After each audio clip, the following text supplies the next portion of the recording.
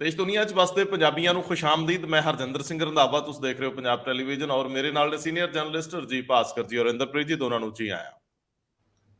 ਬਹੁਤ ਬਹੁਤ ਸ਼ੁਕਰੀਆ ਰੰਧਾਵਾ ਜੀ। ਸਾਰਿਆਂ ਨੂੰ ਸਤਿ ਸ੍ਰੀ ਅਕਾਲ ਜੀ। ਯਾਰੀ ਲੱਗੀ ਤੇ ਲਵਾ ਲੇ ਤਖਤੇ ਤੇ ਟੁੱਟੀ ਤੇ ਚਗਾਠ ਪੱਟਤੀ। ਰਾਜਜੀਤ ਦੇ ਮਾਮਲੇ ਦੇ ਵਿੱਚ ਹੁਣ ਪਿਛਾਂਹ ਮੁੜ ਕੇ ਤੱਕਿਆ ਵੀ ਦੂਰ ਤੱਕ ਧੁੰਦੀ ਦਿਖਾਈ ਦਿੰਦੀ ਆ। ਸਭ ਤੋਂ ਵੱਡਾ ਸਵਾਲ ਕਿ ਕੱਲ ਅਫਸਰਸ਼ਾਹੀ ਦੇ ਘੇਰਿਆਂ ਦੇ ਵਿੱਚ ਇਹ ਗੱਲ ਘੁੰਮਦੀ ਰਹੀ, ਸਿੱਧਾ ਬਰਖਾਸਤ ਕਿਵੇਂ ਕੀਤਾ ਜਾ ਸਕਦਾ। ਸਰਕਾਰ ਵੀ ਸਖਤ ਹੋ ਗਈ, ਰਿਪੋਰਟਾਂ ਹੋਰ ਲੀਕ ਹੋ ਗਈਆਂ। ਅੱਜ ਅਖਬਾਰਾਂ ਦੇ ਫਰੰਟ ਪੇਜ ਫਿਰ ਭਰੇ ਪਏ ਨੇ, ਉਹੀ ਅਖਬਾਰਾਂ ਜਿਹੜੀਆਂ ਕੁਝ ਦਿਨ ਪਹਿਲਾਂ ਕਲੀਨ ਚਿੱਟ ਦਿੰਦੀਆਂ ਸੀ। ਨੁਕਤਾ ਇਹ ਵੀ ਹੈ ਕਿ ਸਰਕਾਰ ਨੇ ਕਿੱਥੇ ਕਿੱਥੇ ਨੌਕ ਕੀਤਾ ਬਰਖਾਸਤ ਕਰਨ ਤੋਂ ਪਹਿਲਾਂ। ਰੱਸੇ ਪੈੜੇ ਵੱਟ ਲਏ ਗਏ ਆ, LOC ਜਾਰੀ ਹੋ ਗਈ ਆ, ਔਰ ਇਹਦੇ ਨਾਲ ਨਾਲ ਸਭ ਤੋਂ ਵੱਡੀ ਗੱਲ ਕਿ ਕਿਹੜੇ ਅਫਸਰ ਇਸ ਜੱਦ ਵਿੱਚ ਆ ਰਹੇ ਆ, ਇਹ ਕਾਫੀ ਅਹਿਮ ਮਾਮਲਾ ਹੈ। ਇਹ ਨਰੇਟ ਕਰਦੇ ਆ ਸਰਕਾਰ ਦੇ ਪੱਧਰ ਤੇ ਕਿੱਥੇ ਕਿੱਥੇ ਕੀ ਕੀਤਾ ਗਿਆ ਤੇ ਰਾਜਜੀਤ ਦੇ ਮਾਮਲੇ 'ਚ ਕਿਹੜੇ ਕਿਹੜੇ ਐਸੇ ਨੁਕਤੇ ਜਿਹੜੇ ਬੇਹੱਦ ਖਤਰਨਾਕ ਰੂਪ 'ਚ ਪੇਸ਼ ਹੋ ਰਹੇ ਆ। ਦੂਜਾ ਮਾਮਲਾ ਤੁਹਾਨੂੰ ਯਾਦ ਹੋਣਾ, ਵਿਧਾਨ ਸਭਾ ਦੀ ਉਹ ਕਾਰਵਾਈ ਜਿਹਦੇ ਵਿੱਚ ਹਰਜੋਤ ਬੈਂਸ ਜਦੋਂ ਜੇਲ੍ਹ ਮੰਤਰੀ ਸੀ ਹੁੱਬ ਕੇ ਸੁਖਜਿੰਦਰ ਸਿੰਘ ਰੰਧਾਵਾ ਨੂੰ ਸਿੱਧੇ ਹੋ ਗਏ, ਕਹਿੰਦੇ ਮੁਖਤਾਰ ਅੰਸਾਰੀ ਨੂੰ ਤੁਸੀਂ 2 ਸਾਲ ਮਹਿਮਾਨਾਂ ਵਾਂਗ ਰੱਖਿਆ, ਅਸੀਂ ਕਾਹਤੋਂ ਪੈਸੇ ਭਰੀਏ ਵਕੀਲਾਂ ਦੇ। ਸਵਾਲ ਇਹ ਸੀ, ਕਹਿੰਦੇ ਜਾਂਚ ਕਰਾ ਕੇ ਸਾਰੇ ਅੰਦਰ ਦੇਾਂਗੇ। ਹੁਣ ਜਾਂਚ ਰਿਪੋਰਟ ਆਈ ਹੈ, ਰਿਪੋਰਟ ਤਾਂ ਇਹੀ ਆਈ ਹੈ ਕਿ ਮੁਖਤਾਰ ਅੰਸਾਰੀ ਨੂੰ ਜੇਲ੍ਹ ਵਿੱਚ ਸਹੂਲਤਾਂ ਮਿਲਦੀਆਂ ਰਹੀਆਂ, ਕੁਝ ਅਫਸਰ ਟੰਗ ਦੇਣੇ ਨੇ। ਆਖਿਰ ਮੁਖਤਾਰ ਅੰਸਾਰੀ ਨੂੰ 2 ਸਾਲ ਇੱਥੇ ਰੱਖਣ ਲਈ ਵਕੀਲਾਂ ਦੀਆਂ ਫੀਸਾਂ ਤੋਂ ਲੈ ਕੇ ਸਿਆਸੀ ਪੁਸ਼ਤ ਪਨਾਈ ਤੱਕ ਕੋਈ ਜ਼ਿੰਮੇਵਾਰੀਆਂ ਫਿਕਸ ਹੋਈਆਂ? ਇਹ ਜਾਂਚ ਅੱਧੀ ਅਧੂਰੀ ਹੈ ਜਾਂ ਪੂਰੀ ਹੈ? ਇਹਦੇ ਤੇ ਸਵਾਲ ਉੱਠਣ ਲੱਗ ਗਿਆ।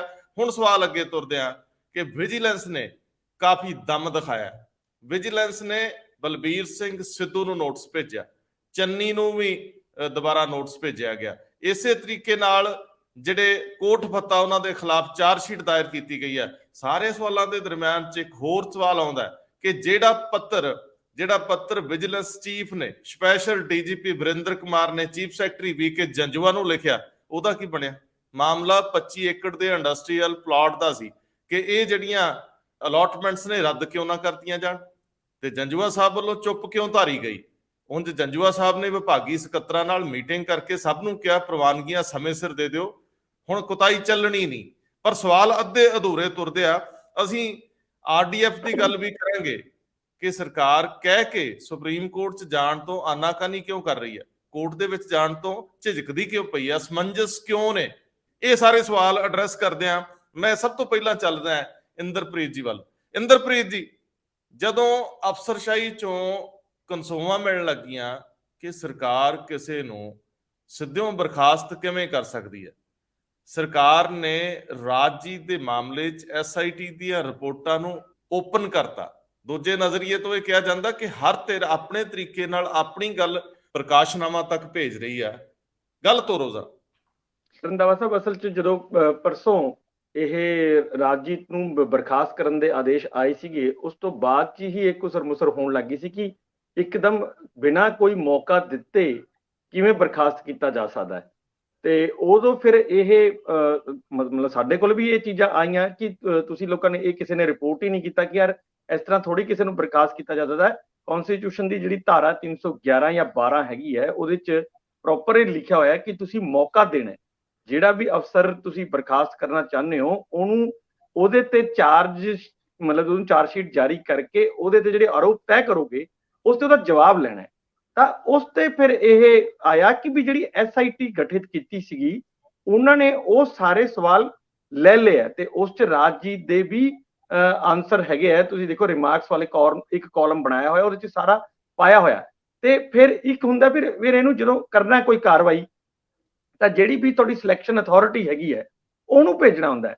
ਹੁਣ ਇਹ PPS ਅਫਸਰ ਸੀਗਾ, ਇਸ ਕਰਕੇ ਇਹਦੀ ਪਬਲਿਕ ਸਰਵਿਸ ਕਮਿਸ਼ਨ ਨੂੰ ਭੇਜਣੀ ਜ਼ਰੂਰੀ ਸੀ ਤੇ ਉੱਥੋਂ ਭੇਜੀ ਗਈ ਤੇ ਫਿਰ ਉੱਥੋਂ ਜਦੋਂ ਆ ਗਈ ਤਾਂ ਇਹ ਕਾਰਵਾਈ ਕੀਤੀ ਹੈ। ਮੈਨੂੰ ਲੱਗਦਾ ਕਿ ਸਰਕਾਰ ਨੇ ਇਹ ਵਾਲਾ ਕੰਮ ਜਿਹੜਾ ਹੈਗਾ ਕੱਚੇ ਪੈਰੀ ਨਹੀਂ ਕੀਤਾ, ਬਹੁਤ ਪੱਕੇ ਪੈਰੀ ਕੀਤਾ। ਇਸੇ ਕਰਕੇ ਥੋੜਾ ਜਿਹਾ 8-10 ਦਿਨ ਲੱਗ ਗਏ ਜਦੋਂ ਤੋਂ ਰਿਪੋਰਟ ਆਈ ਹੈ, ਉਸ ਤੋਂ ਬਾਅਦ ਦੇ ਇਹ ਕੰਮ ਇੰਨਾ ਕੱਚਾ ਨਹੀਂ ਹੋਇਆ ਹੈਗਾ। ਹਾਂ, ਕਿਉਂਕਿ ਪਹਿਲੀ ਵਾਰ ਮੈਂ ਕੱਲ ਵੀ ਕਿਹਾ ਸੀ ਵੀ ਪਹਿਲੀ ਵਾਰ ਕਿਸੇ ਵੱਡੇ ਅਫਸਰ ਨੂੰ ਇਸ ਤਰ੍ਹਾਂ ਬਰਖਾਸਤ ਕੀਤਾ ਗਿਆ। ਇਸ ਤੋਂ ਪਹਿਲਾਂ ਤੁਹਾਨੂੰ ਯਾਦ ਹੋਊਗਾ ਜਦੋਂ ਪ੍ਰਧਾਨ ਮੰਤਰੀ ਦੀ ਸੁਰੱਖਿਆ ਦਾ ਚੂਕ ਦਾ ਮਾਮਲਾ ਸੀ ਤੇ ਜਿਹੜੀ ਸੁਪਰੀਮ ਕੋਰਟ ਦੀ ਜਸਟਿਸ ਇੰਦੂ ਮਲਹੋਤਰਾ ਨੇ ਰਿਪੋਰਟ ਦਿੱਤੀ ਸੀ, ਉਹ 'ਚ ਵੀ ਕਈ ਬੰਦਿਆਂ ਨੂੰ ਮੇਜਰ ਪੈਨਲਟੀ ਲਗਾਈ ਗਈ ਸੀ ਤੇ ਹਜੇ ਤੱਕ ਉਹਨਾਂ ਨੂੰ ਸਿਰਫ ਚਾਰਜ ਸ਼ੀਟ ਹੀ ਜਾਰੀ ਕੀਤੀ ਹੈ, ਕਿਸੇ ਦਾ ਹਜੇ ਤੱਕ ਜਵਾਬ ਨਹੀਂ ਆਇਆ। ਉੱਥੇ ਇਹ ਪੂਰਾ ਮੌਕਾ ਦਿੱਤਾ ਗਿਆ ਕਿਉਂਕਿ ਉਹ ਸਾਰੇ IPS ਅਧਿਕਾਰੀ ਨੇ ਤੇ ਉਹਨਾਂ ਦਾ UPSC ਨੂੰ ਭੇਜਣਾ ਵੀ ਪਊਗਾ ਜੇਕਰ ਇਦਾਂ ਦੀ ਕੋਈ ਕਾਰਵਾਈ ਬਰਖਾਸਤਗੀ ਵਾਲੀ ਕੋਈ ਕਾਰਵਾਈ ਕਰਨੀ ਪਈ ਇੱਥੇ, ਕਿਉਂਕਿ ਇਹ ਪੰਜਾਬ ਦੇ ਵਿੱਚ ਉਹ PPS ਅਫਸਰ ਹੈ, ਇਸ ਕਰਕੇ ਲੋਕ ਸੇਵਾ ਸੰਘ ਜਿਹੜਾ ਹੈਗਾ ਪੰਜਾਬ ਲੋਕ ਸੇਵਾ ਸੰਘ ਉਹਨੂੰ ਭੇਜੀਗੀ ਤੇ ਉੱਥੋਂ ਰਿਪੋਰਟ ਲੈ ਕੇ ਉਹਨਾਂ ਨੇ ਕਿਹਾ ਵੀ ਠੀਕ ਹੈ ਤੁਸੀਂ ਕਾਰਵਾਈ ਕਰ ਸਕਦੇ ਹੋ। ਹਾਂ, ਪੰਜਾਬ ਪਬਲਿਕ ਸਰਵਿਸ ਕਮਿਸ਼ਨ ਦੀ ਸਹਿਮਤੀ ਤੋਂ ਬਾਅਦ ਜਾਂ ਉਹਨਾਂ ਨੂੰ ਰਿਪੋਰਟ ਭੇਜਣ ਤੋਂ ਬਾਅਦ ਜਦੋਂ ਇਹ ਬਰਖਾਸਤਗੀ ਦੇ ਆਰਡਰ ਜਾਰੀ ਹੁੰਦੇ ਆ, ਲੇਕਿਨ ਫਿਰ ਵੀ ਇੱਕ ਸਵਾਲ ਬਹੁਤ ਵੱਡਾ ਸੀ ਕਿ ਜਿਹੜੀਆਂ ਅਖਬਾਰਾਂ ਪਹਿਲਾਂ ਕਲੀਨ ਚਿੱਟ ਦੇ ਰਹੀਆਂ ਸੀ, ਅੱਜ ਉਹ ਕਹਿੰਦੀਆਂ ਕਿ SIT ਨੇ ਤਾਂ ਸਾਰੇ ਕੰਮ ਨਿਪਟਾ ਲਏ ਸੀ ਪਹਿਲਾਂ ਹੀ, ਉਹਨਾਂ ਨੇ ਤਾਂ ਹਰ ਤਰ੍ਹਾਂ ਦੀ ਵੈਰੀਫਿਕੇਸ਼ਨ ਇਨਵੈਸਟੀਗੇਸ਼ਨ ਸਾਰੇ ਪੱਖ ਪਹਿਲੋਂ ਲੈ ਲਏ, ਹੁਣ ਤਾਂ ਕਾਰਵਾਈ ਕਰਨੀ ਬਣਦੀ ਹੈ। ਲੇਕਿਨ ਕਾਰਵਾਈ ਕੱਲੇ ਰਾਜਜੀਤ ਤੇ ਹੋਈ ਆ, ਕਿ ਇਸ ਹਮਾਮ ਦੇ ਵਿੱਚ ਕੱਲੇ ਰਾਜਜੀਤ ਦਾ ਹੀ ਨੈਕਸਸ ਸੀਗਾ? ਹੁਣ ਇਹਦੇ ਉੱਤੇ ਅੰਦਰਲੇ ਬੰਨੇ ਇੱਕ ਡਰ, ਇੱਕ ਖੌਫ, ਇੱਕ ਸਹਿਮ, ਇੱਕ ਭੈ ਦਾ ਵਾਤਾਵਰਨ ਹੈ ਕਿ ਅਗਲੀ ਵਾਰੀ ਕਿਹਦੀ ਹੈ। ਔਰ ਅੰਦਰ ਖਾਤੇ ਇਸ ਜਾਂਚ ਨੂੰ ਅੱਗੇ ਵਧਾਤਾ ਗਿਆ। DGP ਪੰਜਾਬ ਨੇ 1 ਮਹੀਨੇ ਦੇ ਵਿੱਚ ਰਿਪੋਰਟ ਪੇਸ਼ ਕਰਨੀ ਆ ਕਿ ਹੋਰ ਕਿਹੜੇ ਅਫਸਰ, ਉੱਥੇ ਜਾ ਕੇ ਇੱਕ ਰੌਲੇ ਪੈਣੇ ਸ਼ੁਰੂ ਹੋ ਗਏ। ਭਾਸਕਰ ਸਾਹਿਬ, ਹੁਣ ਸਾਰੀ ਸਥਿਤੀ ਨੂੰ ਸਪਸ਼ਟ ਕਰੋ। ਜਿਹੜੇ ਰਾਜਜੀਤ ਸਿੰਘ ਆ ਉਹ ਕਿਤੇ ਬਾਹਰ ਨਹੀਂ ਜਾ ਸਕਦੇ, LOC ਜਾਰੀ ਹੋ ਗਈ। DGP ਨੇ ਇਸ ਗੱਲ ਨੂੰ ਇਨਵੈਸਟੀਗੇਟ ਕਰਨਾ ਹੈ, ਉਹ ਕਿਹੜੇ ਅਫਸਰਾਂ ਦੀ ਡਿਊਟੀ ਲਾਉਂਦੇ ਆ, ਇਹ ਅੰਦਰੂਨੀ ਮਾਮਲਾ ਹੋਊਗਾ, ਪਰ ਮਹੀਨੇ ਦੇ ਵਿੱਚ ਰਿਪੋਰਟ ਦੇਣੀ ਆ। ਰਿਪੋਰਟ ਕੀ ਦੇਣੀ ਆ ਕਿ ਕੋਈ ਹੋਰ ਅਫਸਰ ਵੀ ਨੇ। ਇੱਕ ਹਾਈ ਕੋਰਟ ਦੇ ਵਿੱਚ ਵੀ ਮਾਮਲਾ ਜੇ ਚੱਲ ਰਿਹਾ ਜਿਹਦੇ ਵਿੱਚ ਕੁਝ ਅਫਸਰਾਂ ਨੇ ਆਪਣੇ ਵਕੀਲ ਖੜੇ ਕਰਕੇ ਆਪਣੀ ਗੱਲ ਕਹਿਣੀ ਆ। ਸੋ ਮਾਮਲਾ ਅੱਗੇ ਤੋਰੋ ਕਿ ਦਰਅਸਲ ਕ੍ਰਾਈਮ ਸੀਨ ਕੀ ਆ ਹੁਣ ਸਾਰਾ ਜਿਹੜਾ ਨਵਾਂ ਉੱਭਰ ਕੇ ਆਇਆ। ਕਾਫੀ ਸਾਰੀ ਗੱਲਾਂ ਤੇ ਜਿਹੜੇ home secretary, chief secretary home ਨੇ, ਉਹਨਾਂ ਨੇ ਚਿੱਠੀ ਲਿਖੀ DGP ਸਾਹਿਬ ਨੂੰ ਔਰ ਕਿਹਾ 30 ਦਿਨਾਂ ਦੇ ਅੰਦਰ ਅੰਦਰ ਜਿਹੜੇ ਹੋਰ ਅਫਸਰ ਸੀਗੇ ਜਿਨ੍ਹਾਂ ਨੇ ਰਿਕਮੈਂਡੇਸ਼ਨ ਭਾਵੇਂ ਰਾਜਜੀਤ ਦੀ ਜਾਂ ਕਿਸੇ ਹੋਰ ਅਫਸਰ ਦੀ ਹੋਏ, ਉਹਦੀ ਰਿਕਮੈਂਡੇਸ਼ਨ ਦੇ ਉੱਤੇ ਇੰਦਰਜੀਤ ਨੂੰ ਪ੍ਰਮੋਸ਼ਨਾਂ, ਟ੍ਰਾਂਸਫਰਾਂ ਦਿੱਤੀਆਂ। ਔਰ ਇਸ ਤਰੀਕੇ ਦੀ ਜਿੰਨੀ ਵੀ ਰੈਲੇਵੈਂਟ ਫਾਈਲਸ ਹੈ ਉਹ ਕੱਲ ਮੰਗਲਵਾਰ ਸ਼ਾਮ ਤੱਕ ਮੰਗਾ ਲਈ ਗਈ ਸੀ, ਉਹਦੇ ਉੱਤੇ ਐਕਸ਼ਨ ਹੋਣਾ ਸ਼ੁਰੂ ਹੋ ਗਿਆ। ਔਰ ਇਹ ਕਿਉਂਕਿ ਇੰਦਰਜੀਤ ਦਾ ਬਹੁਤਾ ਟੈਨਿਓਰ ਜਲੰਧਰ ਦੇ ਵਿੱਚ ਬੀਤਿਆ, ਕਿਉਂਕਿ ਮੈਂ ਇਸ ਗੱਲ ਦਾ ਵਿਟਨੈਸ ਹਾਂ ਕਿ ਬਹੁਤ ਸਾਰੇ ਅਫਸਰਾਂ ਦਾ ਬੜਾ ਖਾਸਮ ਖਾਸ ਇੰਦਰਜੀਤ ਹੁੰਦਾ ਸੀ। ਔਰ ਜਦ ਵੀ ਕੋਈ ਡਰੱਗ ਦੀ ਰਿਕਵਰੀ ਹੁੰਦੀ ਸੀ ਤਾਂ ਪ੍ਰੈਸ ਨੂੰ ਜਦ ਬੁਲਾਇਆ ਜਾਂਦਾ ਸੀ ਤੇ ਸਾਹਮਣੇ ਇੰਦਰਜੀਤ ਹੀ ਹੁੰਦਾ ਸੀਗਾ ਕਿ ਵੀ ਦੇਖੋ ਜੀ ਆਹ ਇੰਦਰਜੀਤ ਪਿੱਛੇ ਖੜੇ ਨੇ, ਇਹਨਾਂ ਨੇ ਆਹ ਰਿਕਵਰੀ ਕਰਤੀ। ਹੁਣ ਉਹਨਾਂ ਸਾਰੀ ਗੱਲਾਂ ਦਾ ਖੁਲਾਸਾ ਨਿਕਲ ਕੇ ਆਇਆ ਔਰ ਖਾਸ ਕਰਕੇ ਇੰਦਰਜੀਤ ਔਰ ਰਾਜਜੀਤ ਦੀ ਉਹ ਨੈਕਸਸ ਜਿਹਦੇ ਰਾਹੀਂ ਜਿਹੜਾ ਹੋਮ ਸੈਕਟਰੀ ਸਾਹਿਬ ਦਾ ਲੈਟਰ ਹੈਗਾ ਉਹਦੇ ਵਿੱਚ ਵੀ ਇਹ ਗੱਲ ਮੈਂਸ਼ਨ ਹੈਗੀ ਹੈ ਕਿ ਵੀ ਰਾਜਜੀਤ ਦੇ ਉੱਤੇ 120B ਦਾ ਕੇਸ, ਜਿਹੜੀ FIR ਨੰਬਰ 1/2017 ਦੀ ਜਿਹੜੀ ਇੰਦਰਜੀਤ ਦੇ ਖਿਲਾਫ ਹੋਈ ਸੀ, ਜਿਹਦੇ ਬੇਸਿਸ ਤੇ ਉਹਨੂੰ ਡਿਸਮਿਸ ਕੀਤਾ ਗਿਆ ਸੀ, ਉਹਦੇ ਵਿੱਚ ਕੋ ਐਕਿਊਜ਼ ਬਣਾਇਆ ਜਾ ਰਿਹਾ ਰਾਜਜੀਤ ਨੂੰ 120B ਦੇ ਵਿੱਚ, ਯਾਨੀ ਕਨਸਪੀਰੇਸੀ ਦੇ ਵਿੱਚ। LOC ਜਾਰੀ ਹੋ ਗਿਆ, ਤੁਸੀਂ ਬਿਲਕੁਲ ਠੀਕ ਕਿਹਾ। ਰਾਜਜੀਤ ਫਿਲਹਾਲ ਅੰਡਰਗਰਾਉਂਡ ਹੈ, ਉਹ ਕਿਸੇ ਦੇ ਹੱਥੇ ਨਹੀਂ ਚੜ ਰਿਹਾ। ਹੁਣ ਉਹਦੇ LOC ਜਾਰੀ ਹੋਣ ਤੋਂ ਬਾਅਦ ਕਿਹੜੇ ਕਿਹੜੇ ਅਫਸਰਾਂ ਦੇ ਖਿਲਾਫ ਹੋਰ ਐਕਸ਼ਨ ਹੋਏਗਾ ਉਹਦੀ ਵੀ ਤਿਆਰੀ 1 ਮਹੀਨੇ ਦੇ ਅੰਦਰ ਅੰਦਰ ਹੋਣ ਵਾਲੀ ਹੈ। ਇਹਨਾਂ ਕਈ ਸਾਲਾਂ ਦੇ ਵਿੱਚ ਜਦ ਡਰੱਗ ਦਾ ਮੁੱਦਾ ਪੰਜਾਬ ਦੇ ਵਿੱਚ ਟੌਪ ਤੇ ਸੀਗਾ, 2017 ਤੋਂ ਪਹਿਲੇ ਕੈਪਟਨ ਅਮਰਿੰਦਰ ਸਿੰਘ ਉਹਨਾਂ ਨੇ ਬਠਿੰਡੇ ਦੀ ਰੈਲੀ ਦੇ ਵਿੱਚ ਸਹੁੰ ਚੱਕੀ ਸੀਗੀ ਕਿ ਡਰੱਗ ਖਤਮ ਕਰ ਦੂੰਗਾ 4 ਹਫ਼ਤਿਆਂ ਦੇ ਵਿੱਚ, ਪਰ ਉਹ ਡਰੱਗ ਖਤਮ ਕਿਉਂ ਨਹੀਂ ਹੋਈ ਹੁਣ ਪਤਾ ਲੱਗਦਾ ਹੈ ਕਿਉਂਕਿ ਇਹ ਜਿਹੜੇ ਬੰਦ ਲਿਫਾਫੇ ਨੇ, ਉਹਨਾਂ ਬੰਦ ਲਿਫਾਫਿਆਂ ਦੇ ਵਿੱਚੋਂ ਜਿਹੜੇ ਖੁਲਾਸੇ ਨਿਕਲ ਕੇ ਆਏ ਨੇ ਉਹ ਆਪਣੇ ਆਪ ਵਿੱਚ ਬੜੇ ਹੈਰਾਨੀਜਨਕ ਨੇ। ਤੁਸੀਂ ਬਿਲਕੁਲ ਠੀਕ ਕਿਹਾ, ਇੱਕ ਵਾਰ ਕਲੀਨ ਚਿੱਟ ਵੀ ਦਿੱਤੀ ਜਾਂਦੀ ਹੈ ਰਾਜਜੀਤ ਨੂੰ, ਅਖਬਾਰਾਂ ਦੇ ਰਾਹੀਂ ਦਿੱਤੀ ਜਾਂਦੀ ਹੈ, ਕੁਝ ਚੀਜ਼ਾਂ ਪਲਾਂਟ ਵੀ ਕਰਾਈ ਜਾਂਦੀ ਹੁੰਦੀ ਹੈ, ਲੇਕਿਨ ਨਾਲ ਦੇ ਨਾਲ ਹੁਣ ਉਸ ਰਿਪੋਰਟ ਦੇ ਖੁਲਾਸੇ ਦੇ ਵਿੱਚ ਬੜੇ ਹੈਰਾਨੀਜਨਕ ਗੱਲ ਹੋਈ ਹੈ। ਜਦ ਰਾਜਜੀਤ ਇੰਦਰਜੀਤ ਦੇ ਨਾਲ ਪੋਸਟਡ ਸੀਗਾ, ਕਿਉਂਕਿ ਰਾਜਜੀਤ ਤੇ SSP ਸੀ ਤਰਨਤਾਰਨ ਤੇ, ਉਹਨਾਂ ਦੇ ਟੈਨਿਓਰ ਦੇ ਵਿੱਚ 50 ਸੈਂਪਲ ਆ ਜਿਹੜੇ ਡਰੱਗ ਦੇ, ਕਿਉਂਕਿ ਜਦ ਡਰੱਗ ਫੜੀ ਜਾਂਦੀ ਹੈ ਤੇ ਸੈਂਪਲ ਲਿੱਤੇ ਜਾਂਦੇ ਨੇ ਤੇ ਉਹਨੂੰ ਲੈਬ ਵਿੱਚ ਭੇਜਣਾ ਹੁੰਦਾ ਹੈ ਉਹਦੀ ਕਨਫਰਮੇਸ਼ਨ ਵਾਸਤੇ ਕਿ ਉਹ ਸਹੀ ਹੈ ਕਿ ਗਲਤ ਹੈ, ਇਹ ਕੋਈ ਚਿੱਟਾ ਪਾਊਡਰ ਤੇ ਨਹੀਂ। ਲੇਕਿਨ ਬਾਅਦ ਚੋਂ ਇਹ 50 ਦੇ 50 ਸੈਂਪਲ ਫੇਲ ਹੋਏ ਸੀ ਔਰ ਬਹੁਤ ਸਾਰੇ ਕੇਸਿਸ ਦੇ ਵਿੱਚ ਤੇ ਚਲਾਨ ਵੀ ਨਹੀਂ ਪੇਸ਼ ਹੋਏ। ਇਹਨਾਂ ਸਾਰੀ ਗੱਲਾਂ ਦੇ ਖੁਲਾਸੇ ਤੋਂ ਬਾਅਦ ਟ੍ਰਿਬਿਊਨ ਦੀ ਇੱਕ ਰਿਪੋਰਟ ਦੇ ਵਿੱਚ ਸਭ ਤੋਂ ਵੱਡੇ ਖੁਲਾਸੇ ਕੀਤੇ ਗਏ ਨੇ ਜੁਪਿੰਦਰ ਸਿੰਘ ਜੀਤ ਹੋਰਾਂ ਦੀ ਰਿਪੋਰਟ ਦੇ ਵਿੱਚ। ਉਹਨਾਂ ਨੇ ਤੇ ਪੂਰੇ ਨੈਕਸਸ ਨੂੰ 4 ਵਿਅਕਤੀ ਜਿਹੜੇ ਇੰਦਰਜੀਤ ਕਿਸ ਤਰੀਕੇ ਨਾਲ ਤਰਨਤਾਰਨ ਡਿਸਟ੍ਰਿਕਟ ਦੇ ਵਿੱਚ ਇਹ ਨੈਕਸਸ ਚਲਾਉਂਦਾ ਸੀਗਾ, ਪਾਕਿਸਤਾਨ ਤੋਂ ਆਰਡਰ ਕੀਤੀ ਜਾਂਦੀ ਸੀ ਡਰੱਗ, ਔਰ ਜਿਸ ਤਰੀਕੇ ਨਾਲ ਟਾਊਟ ਔਰ ਇੱਕ BSF ਦੇ ਕਾਂਸਟੇਬਲ ਦਾ ਵੀ ਜ਼ਿਕਰ ਹੈਗਾ। BSF ਦਾ ਕਾਂਸਟੇਬਲ ਵਿਦ ਨੇਮ ਉਸ ਰਿਪੋਰਟ ਦੇ ਵਿੱਚ ਲਿਖਿਆ ਹੈ ਕਿ ਇੱਕ ਗੁਰਜੀਤ ਸਿੰਘ ਨਾਮ ਦਾ ਸ਼ਖਸ ਸੀਗਾ ਜਿਹੜਾ ਇੰਦਰਜੀਤ ਦਾ ਸਭ ਤੋਂ ਵੱਡਾ ਇੱਕ ਡਰੱਗ ਸਮਗਲਰ ਸੀਗਾ, ਪਾਕਿਸਤਾਨ ਤੋਂ ਡਰੱਗ ਮੰਗਾਉਂਦਾ ਸੀਗਾ। ਔਰ ਸਾਹਿਬ ਸਿੰਘ ਤੇ ਦਲਬੀਰ ਸਿੰਘ ਨਾਮ ਦੇ ਦੋ ਟਾਊਟ ਸੀਗੇ, ਜਿਹੜੇ ਡਰੱਗ ਜਿਹੜੀ ਫੜਦੇ ਸੀਗੇ ਉਹ ਕੁਝ ਦਿਖਾਈ ਜਾਂਦੀ ਸੀਗੀ ਤੇ ਕੁਝ ਅੰਦਰ ਖਾਤੇ ਇੱਧਰ ਉੱਧਰ ਕਰ ਦਿੱਤੀ ਜਾਂਦੀ ਸੀ। ਔਰ ਸਾਹਿਬ ਸਿੰਘ ਤੇ ਦਲਬੀਰ ਸਿੰਘ ਉਹ ਟਾਊਟ ਸੀਗੇ ਜਿਹੜੀ ਅੱਗੇ ਸਪਲਾਈ ਕਰਦੇ ਸੀ ਬਚੀ ਹੋਈ ਡਰੱਗ। ਇੱਕ BSF ਦਾ ਕਾਂਸਟੇਬਲ ਸੁਰੇਸ਼ ਤਿਆਗੀ ਦਾ ਵੀ ਜ਼ਿਕਰ ਉਸ ਰਿਪੋਰਟ ਦੇ ਵਿੱਚ ਕੀਤਾ ਹੈ, ਜਿਹੜਾ ਇਸ ਨੈਕਸਸ ਦੇ ਵਿੱਚ ਪੂਰੇ ਤਰੀਕੇ ਨਾਲ ਇਨਵੋਲਵ ਸੀਗਾ। ਇਹ ਨੈਕਸਸ ਚੱਲਿਆ ਬੜਾ ਵਧੀਆ ਤਰੀਕੇ ਨਾਲ। ਔਰ ਬਾਅਦ ਚੋਂ ਇੰਦਰਜੀਤ ਜਿਹੜਾ ਇਹਨਾਂ ਸਾਰਿਆਂ ਦਾ ਗੈਂਗ ਲੀਡਰ ਸੀਗਾ, ਉਹਨੇ ਇੱਕ ਇੱਕ ਕਰਕੇ ਸਾਰਿਆਂ ਨੂੰ, ਖਾਸ ਕਰਕੇ ਇੱਕ 18 ਸਾਲ ਦੇ ਉਸ ਨਵ ਯੁਵਕ ਦੀ ਵੀ ਗੱਲ ਹੁੰਦੀ ਹੈ, ਸਤਰਪਾਲ ਸਿੰਘ, ਤਰਨਤਾਰਨ ਦਾ ਹੀ ਰਹਿਣ ਵਾਲਾ ਹੈ, ਉਹਨੂੰ ਕਿਸ ਤਰੀਕੇ ਨਾਲ ਬੁੱਕ ਕੀਤਾ ਗਿਆ ਝੂਠੇ ਕੇਸ ਦੇ ਵਿੱਚ, ਤੇ ਉਹਦੇ ਪਿਓ ਪ੍ਰੇਮ ਸਿੰਘ ਕੋਲੋਂ ਇੰਦਰਜੀਤ ਨੇ 25 ਲੱਖ ਰੁਪਏ ਲਿੱਤੇ। 25 ਲੱਖ ਲੈਣ ਤੋਂ ਬਾਵਜੂਦ ਉਹਨੇ ਪ੍ਰੇਮ ਸਿੰਘ ਤੇ ਸਤਰਪਾਲ ਦੋਨਾਂ ਨੂੰ ਜੇਲ੍ਹ ਦੇ ਅੰਦਰ ਕਰਤਾ। ਔਰ ਬਾਅਦ ਚੋਂ ਜਿਹੜਾ ਟਾਊਟ ਸੀਗਾ ਸਾਹਿਬ ਸਿੰਘ, ਉਹਨੂੰ ਵੀ ਜੇਲ੍ਹ ਦੇ ਵਿੱਚ ਅੰਦਰ ਕਰਤਾ। ਔਰ ਸਤਰਪਾਲ ਸਿੰਘ ਤੇ ਸਾਹਿਬ ਸਿੰਘ ਦੀ ਜੇਲ੍ਹ ਦੇ ਵਿੱਚ ਲੜਾਈ ਵੀ ਹੋਈ ਸੀ। ਔਰ ਜਿਹੜਾ ਮੇਨ ਗੁਰਜੀਤ ਸਿੰਘ ਸੀਗਾ, ਉਹ ਇੱਕ ਐਕਸੀਡੈਂਟ ਦੇ ਵਿੱਚ ਮਾਰਿਆ ਜਾਂਦਾ ਹੈ, ਮਿਸਟੀਰੀਅਸ ਸਰਕਮਸਟੈਂਸਸ ਦੇ ਵਿੱਚ, ਕਿਉਂਕਿ ਉਹ ਐਕਸੀਡੈਂਟ ਲੱਗਦਾ ਨਹੀਂ ਸੀ। ਪਰ ਰਾਜਜੀਤ SSP ਹੁੰਦੇ ਨੇ, ਬਹੁਤੀ ਇਨਕੁਆਇਰੀ ਉਸ ਐਕਸੀਡੈਂਟ ਦੀ ਵੀ ਨਹੀਂ ਹੁੰਦੀ ਤੇ ਇਸ ਕੇਸ ਨੂੰ ਖਤਮ ਕਰ ਦਿੱਤਾ ਜਾਂਦਾ ਹੈ। ਯਾਨੀ ਇਸ ਪੂਰੇ ਮੋਡਸ ਆਪਰੈਂਡੀ ਦੇ ਵਿੱਚ ਜੇ ਗੱਲ ਕਰੀਏ ਸੈਂਟਰਲ ਏਜੰਸੀਜ਼ ਦੀ, ਤੇ ਸੈਂਟਰਲ ਏਜੰਸੀਜ਼ ਔਰ BSF ਨੇ ਕਈ ਵਾਰ ਪੰਜਾਬ ਪੁਲਿਸ ਦੀ ਮੀਟਿੰਗ ਦੇ ਨਾਲ ਵਿੱਚ ਇਹ ਗੱਲ ਉਠਾਈ ਸੀ ਕਿ ਇਸ ਤਰੀਕੇ ਦਾ ਨੈਕਸਸ ਚੱਲ ਰਿਹਾ, ਇਹਨੂੰ ਰੋਕਿਆ ਜਾਏ। ਉਸ ਤੋਂ ਬਾਅਦ ਮਾੜੀ ਮੋਟੀ ਜੀ ਸਖਤੀ ਸ਼ੁਰੂ ਕੀਤੀ ਸੀ। ਜਿੱਥੇ ਉਹ ਡਰੱਗ ਫੜੀ ਜਾਂਦੀ ਸੀ, ਕਦੀ ਵੀ ਉਹਦਾ ਟਾਈਮ ਔਰ ਜਗ੍ਹਾ ਸਹੀ ਤਰੀਕੇ ਨਾਲ ਪੇਸ਼ ਨਹੀਂ ਹੁੰਦੀ ਸੀ। ਔਰ ਬਾਅਦ ਚੋਂ ਉਹਦੇ ਵਿੱਚੋਂ ਕਾਫੀ ਸਾਰੀ ਸਪਲਾਈ ਇੱਧਰ ਉੱਧਰ ਕਰਕੇ ਕਿਸੇ ਨਿਰਦੋਸ਼ ਵਿਅਕਤੀ ਦੇ ਉੱਤੇ ਐਕਸਟੋਰਸ਼ਨ ਵਾਸਤੇ ਉਹ ਡਰੱਗ ਪਾ ਕੇ ਉਹਨਾਂ ਤੋਂ ਪੈਸੇ ਠੱਗੇ ਜਾਂਦੇ ਸੀ। ਜਿਸ ਤਰੀਕੇ ਦੇ ਖੁਲਾਸੇ ਹੋਏ ਨੇ ਉਹਦੇ ਰਾਹੀਂ ਤੇ ਪੰਜਾਬ ਪੁਲਿਸ, ਖਾਸ ਕਰਕੇ ਰਾਜਜੀਤ ਉਹਨਾਂ ਦਾ, ਜਾਂ ਜੋ ਕੁਝ ਵੀ ਏਦਾਂ ਚੱਲ ਰਿਹਾ ਸੀਗਾ, ਇੱਕ ਬੜਾ ਵੱਡਾ ਨੈਕਸਸ ਹੈ। ਡਰੱਗ ਦੇ ਮਾਮਲੇ ਦੇ ਵਿੱਚ ਸਭ ਤੋਂ ਵੱਡੀ ਕਾਰਵਾਈ ਪਿਛਲੇ 25 ਸਾਲਾਂ ਦੇ ਵਿੱਚ ਲੱਗਦਾ ਹੈ ਕਿ ਸਰਕਾਰ ਨਿੱਠ ਕੇ ਹੁਣ ਕਰਨ ਵਾਲੀ ਹੈ। ਜੇ ਲੌਜੀਕਲ ਕੰਕਲੂਜਨ ਤੇ ਉਹਨਾਂ ਸਾਰੀ ਕਾਲੀ ਭੇੜਾਂ ਦਾ ਜ਼ਿਕਰ ਹੁਣ ਖੁੱਲ ਕੇ ਸਾਹਮਣੇ ਆਏਗਾ ਤੇ ਮੈਨੂੰ ਇਹ ਲੱਗਦਾ ਹੈ ਕਿ ਡਰੱਗ ਦੇ ਉੱਤੇ ਨੱਥ ਪੈ ਸਕਦੀ। ਇਹਦੇ ਵਿੱਚ ਜਿਹੜੇ additional chief secretary Anurag Verma, DGP Punjab, ਕਾਰਜਕਾਰੀ DGP ਪੰਜਾਬ ਗੌਰਵ ਯਾਦਵ ਔਰ ਚੀਫ ਸੈਕਟਰੀ, ਇਹਨਾਂ ਤਿਕੜੀ ਦੇ ਸਾਹਮਣੇ ਬਹੁਤ ਵੱਡਾ ਚੈਲੰਜ ਹੈ, ਚੁਣੌਤੀ ਆ ਕਿ ਕਈ ਤਰ੍ਹਾਂ ਦੇ ਪੈਣ ਵਾਲੇ ਦਬਾਵਾਂ ਨੂੰ ਕਿਵੇਂ ਝੱਲਣਾ ਹੈ ਔਰ ਕਿਸ ਤਰੀਕੇ ਨਾਲ ਇਹਦੀ ਜੜ ਤੱਕ ਪਹੁੰਚਣਾ ਹੈ। ਘੱਟੋ ਘੱਟ ਜਿਹੜੀ ਜ਼ਿਆਦਤੀ ਨਸ਼ਿਆਂ ਨੂੰ ਰੋਕਣ ਦੇ ਨਾਂ ਤੇ ਹੋ ਰਹੀ ਹੈ, ਜਿਹੜੇ ਨਸ਼ੇ ਦਾ ਲੱਕ ਤੋੜਨ ਦੇ ਰਾਹ ਦੇ ਵਿੱਚ ਪੈਂਦੇ ਜਿੰਨੇ ਵੀ ਹਰਡਲਸ ਨੇ, ਉਹਨਾਂ ਦੇ ਰਾਹੀਂ ਜਿਹੜੇ ਨਜਾਇਜ਼ ਫਸਦੇ ਆ। ਅੱਤਵਾਦ ਵੇਲੇ ਵੀ ਇੰਝ ਹੀ ਹੁੰਦਾ ਰਿਹਾ, ਟੈਰਰਿਜ਼ਮ ਵੇਲੇ ਬਹੁਤ ਬੇਕਸੂਰ ਜਿਹੜੇ ਫੜ ਲਏ ਜਾਂਦੇ ਸੀ, ਬਾਅਦ ਚ ਭੱਜ ਜਾਂਦੇ ਸੀ। ਇਹ ਪੁਲਿਸ ਦੀ ਕਾਰਗੁਜ਼ਾਰੀ ਸ਼ੱਕ 'ਚ ਹੈ। ਪੁਲਿਸ ਦੇ ਵਿੱਚ ਬਿਹਤਰ ਲੋਕ ਵੀ ਬਹੁਤ ਹੋਣਗੇ, ਲੇਕਿਨ ਕਾਲੀਆਂ ਭੇਡਾਂ ਦੀ ਨਿਸ਼ਾਨਦੇਹੀ ਬਹੁਤ ਜ਼ਰੂਰੀ ਹੈ। ਇਸ ਮੌਕੇ ਤੇ ਜੇ ਗੱਲ ਸ਼ੁਰੂ ਹੋਈ ਆ ਤੇ ਗੱਲ ਕਿਸੇ ਤਣਪੱਤਣ ਲੱਗਣੀ ਚਾਹੀਦੀ ਹੈ।